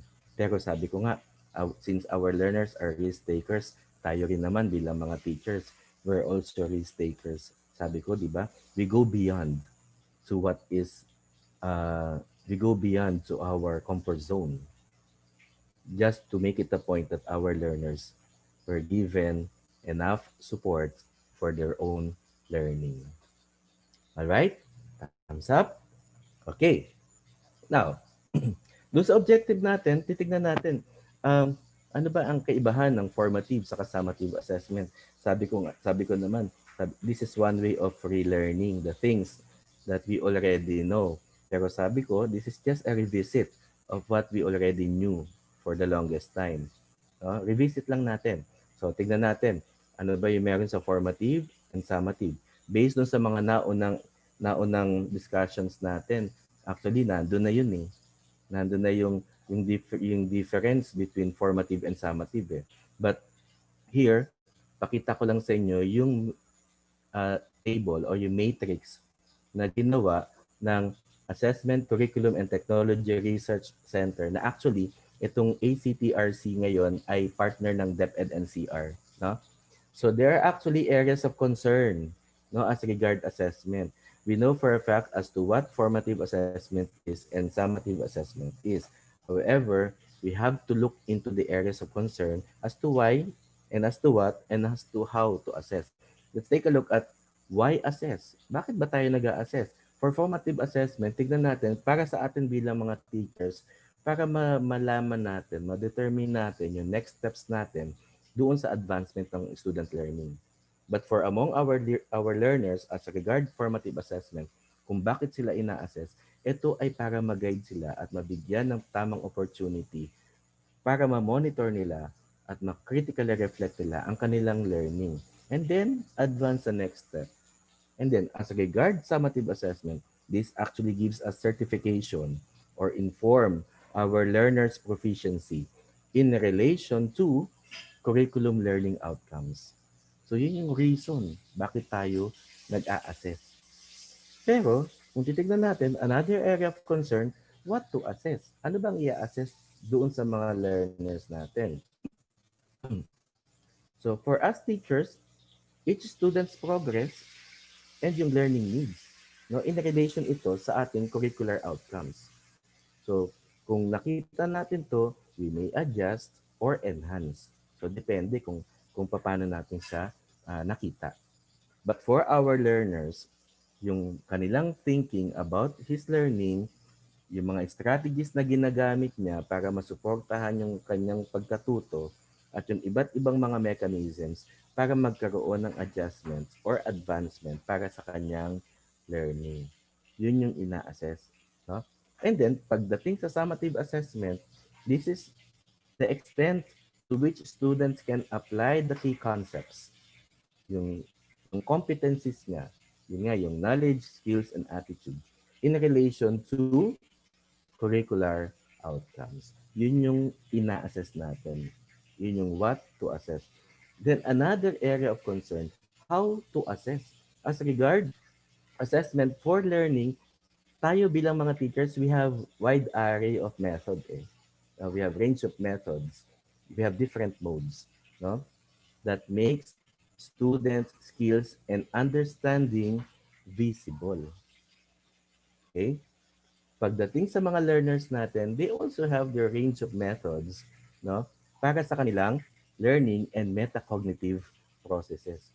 Kasi maaaring dito, ine-employ natin bilang mga teachers yung HATS, no? Para ma-imbibe sa kanila yung HATS mismo, yung skill na yan, yung higher order thinking skills. And then, pagdating sa summative assessment, ang ina-assess natin dito yung range of methods in different modes. Anong ina-assess natin? Yung product and the process. The product itself is actually our learner's proficiency. Alright?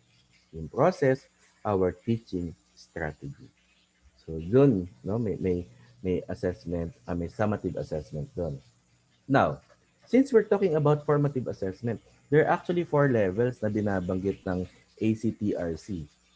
Tingnan natin kung nasa ang level tayo. Alright?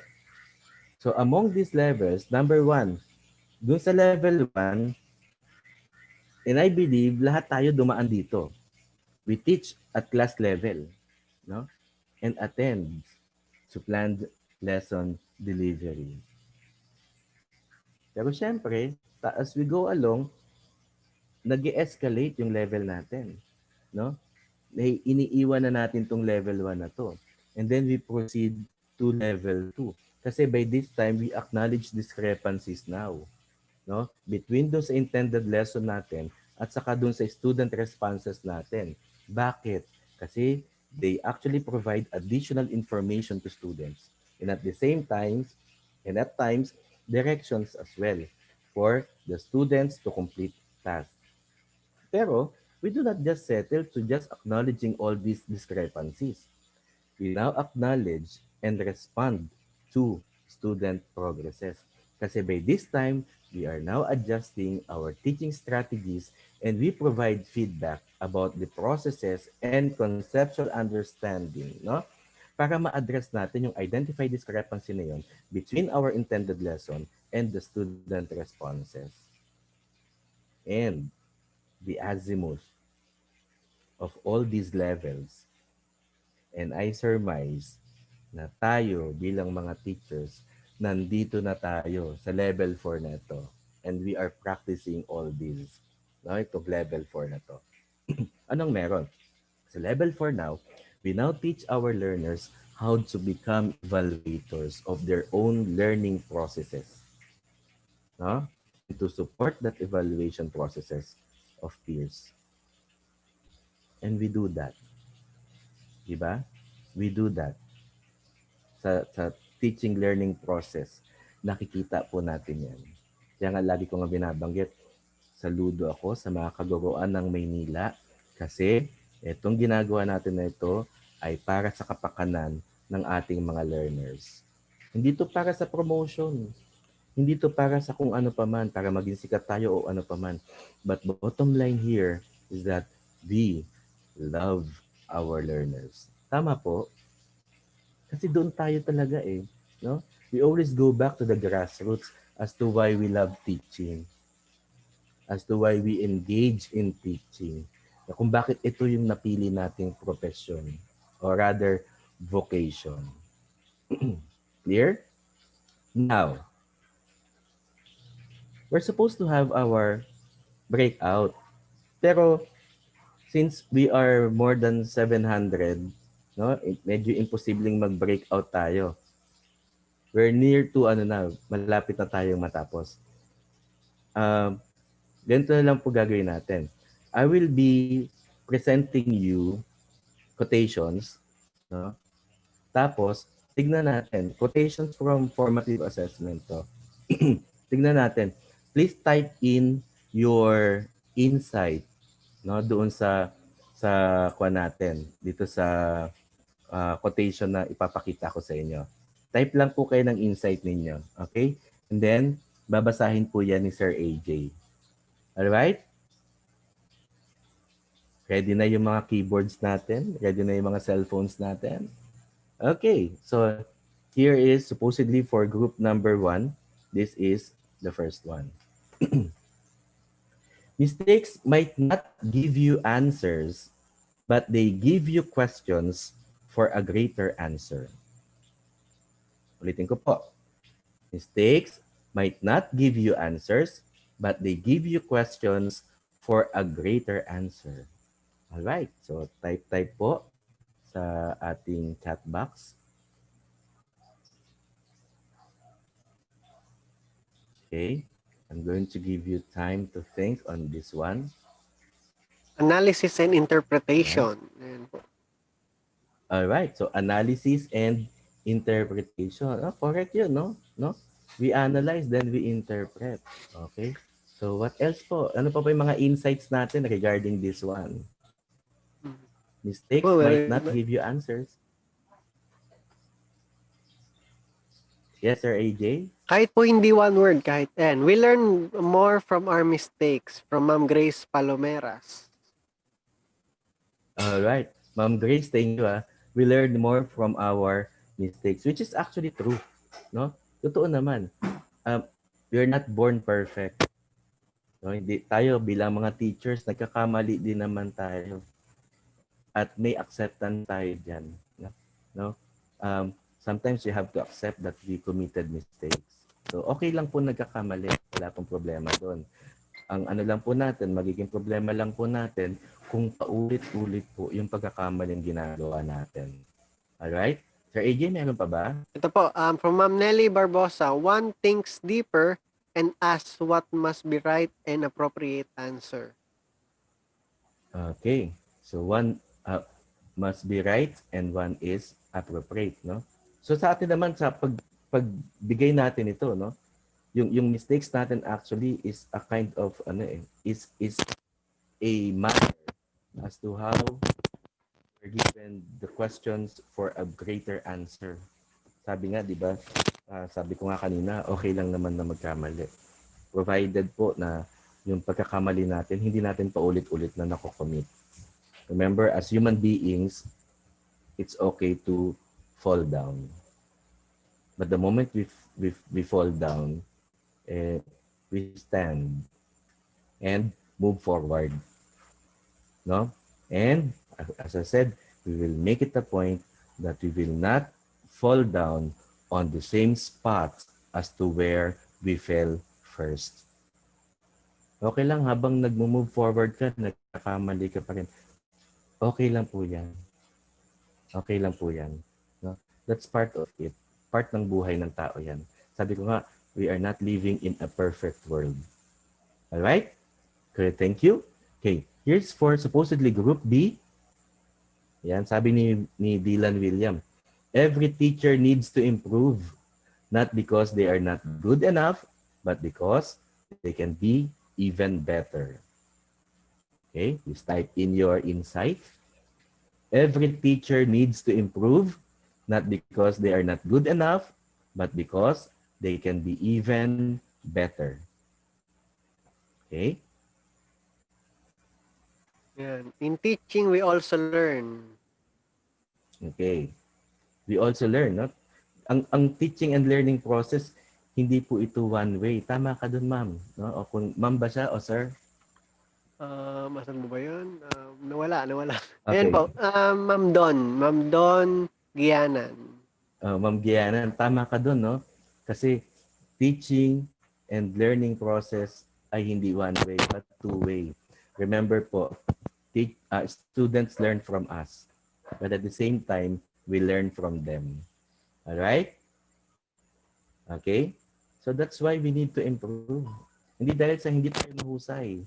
Kasi alam natin sa sarili natin, magiging mas mahusay pa tayo. Kasi as I said, laging ang bottom line nito, ginagawa natin to hindi para lang sa sarili natin, ginagawa natin to kasi mahal natin ang mga learners natin. Alright? How about Group C? Ito yung sa Group C. Medyo mahaba. Pero I want you to focus here. Pedagogy is curriculum because what matters is how things are taught rather than what is taught. Pedagogy is curriculum because what matters is how things are taught rather than what is taught. Ayan. Okay? Some sort of reflection. Tingnan po natin. Ayan, so nagko-compose pa. Okay. So medyo mahaba kasi siya, no? Pero this is according also to Dylan Williams. Nasa teacher po talaga ang learning experience, wala po sa curriculum. Yes, exactly. Exactly. Sino po nagsabi niyan? Si Ma'am Christine Sabado Sarmiento. Ma'am Sarmiento, thank you. Thank you for that, no? Nasa atin po talaga. Bakit po? Kasi remember po sa mga naturuan natin, meron po bang nakakatanda sa mga dati nating estudyante kung ano yung specific topic na naibigay natin sa kanila? Halos wala na pong makakatanda nun. Pero ang matatandaan nila, yung proseso na pinagdaanan nila habang sila ay tinuturuan natin. And the most important thing here, yung feedback na binigay natin sa mga learners natin. Yung motivation na nag-drive sa kanila kung sino sila ngayon. Kasi malaking bahagi ng mga learners natin yung pamamaraan ng pagkatuto nila sa atin bilang mga teachers. Remember, di ba? Kapag nakikita natin yung mga learners natin na nagsasucceed sa buhay, parang kabahagi tayo dun sa success nila. Nagiging proud tayo sa sarili natin. Uy, estudyante ko to dati. Uy, ang ganda na ng buhay niya ngayon. Pero, kapag kami nababalitaan tayo mga learners natin who failed, who did not succeed in life, hindi ba parang may kurot sa puso natin? Kung anong nangyari dito sa batang to? Bakit kaya siya naging ganito? So, yun yung mga natatandaan natin. Yun yung nagiging reflection natin, no? Doon sa mga bagay na naturo natin sa kanila. Kung paano natin sila naturuan. Kasi tayo ay teacher, no? Doon sa pagiging teacher natin, tagalin mo yung sa salitang teach, sagalin mo yung letter T doon at magiging each. Because each learner is important. All right? Okay. Now, here's supposedly for group D. Ito. Caring about students beyond the boundaries of the classroom is the first step of sparking engagement. Okay. Caring about students beyond the boundaries of the classroom is the first step of sparking engagement. All right? Type in our insight. Yan ay galing kay Beth Morrow. Okay? Yan. So, ito po ay galing kay Ma'am Cora Morales. Guro ang siya pa ring maghawak ng manibela sa pagkatuto ng mga bata. Yes, no? Tayo pa rin yun. Tayo ang driver talaga, no? Para matuto yung mga bata. You see how important teachers are, lalo sa panahon ngayon, no? Lalo sa panahon ngayon. Okay? We should live what we teach. Live what we teach, no? Practice what we preach. Walk the talk, di ba? Pero dito po, no? Caring about students beyond the boundaries of the classroom is the first step of sparking engagement. So ano ang meron, no? Sa atin bilang mga teachers? We go beyond no? To our comfort zone. We don't just teach inside the classroom. We don't just teach in the four corners of our classroom. But what we are teaching among our students is not all about the subject matters that we know, but what we are teaching is life. We teach life among our learners. Alright? Meron pa po dito, caring is teaching. Yan, 3 words lang. Caring is teaching actually, no? Now, dito po sa papakita kong video sa inyo, no, medyo nasa last na tayo. May papakita pa akong video sa inyo and I want you to reflect on each of the slides, no, doon sa ating mga sa ipapakita ko na video. All right? So, are you ready? Okay. All right. So sometimes this is what we feel no? Tayo bilang mga teachers, we feel being nameless. No? Minsan ang pakiramdam nga natin, we are just like a raindrop doon sa ocean. Or maybe a snowflake, no?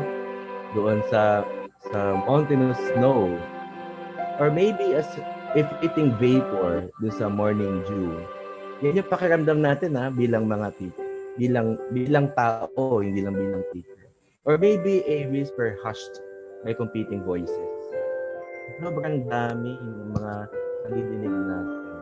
Or maybe just a hunting note. Ganyan tayo, pakiramdam natin yan, no? Magaling tayo sa ganyan. Pero, despite all these feelings, we are parts of a wondrous family. And remember, we are still defined by the power of one. Ito lang, ikaw bilang teacher, no? Remember that one tree can start a forest, diba? Or maybe one flower can awaken the dream. Okay. Or one song can spark a moment.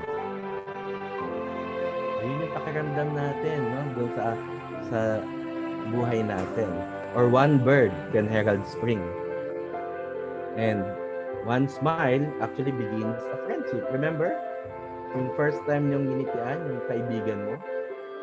Or maybe, a laughter will conquer gloom. Okay? And one candle actually destroys the darkness. And we may consider ourselves to be that candle. Or maybe one sunbeam lights a room. Right? Ang sarap sa pakiramdam, no? That one breath brings life eternal. So yan tayo bilang mga teacher. No? One path actually will lead you home. Okay. Because, kung titignan natin, that every journey begins with one step. So we begin, no? Wala lang ano. And then, one touch that we show we care. Then one hope will actually raise our spirit. Right? Then one word to start each prayer. Because one voice can speak with wisdom. Ang husay, no? All this actually one heart can know what is true.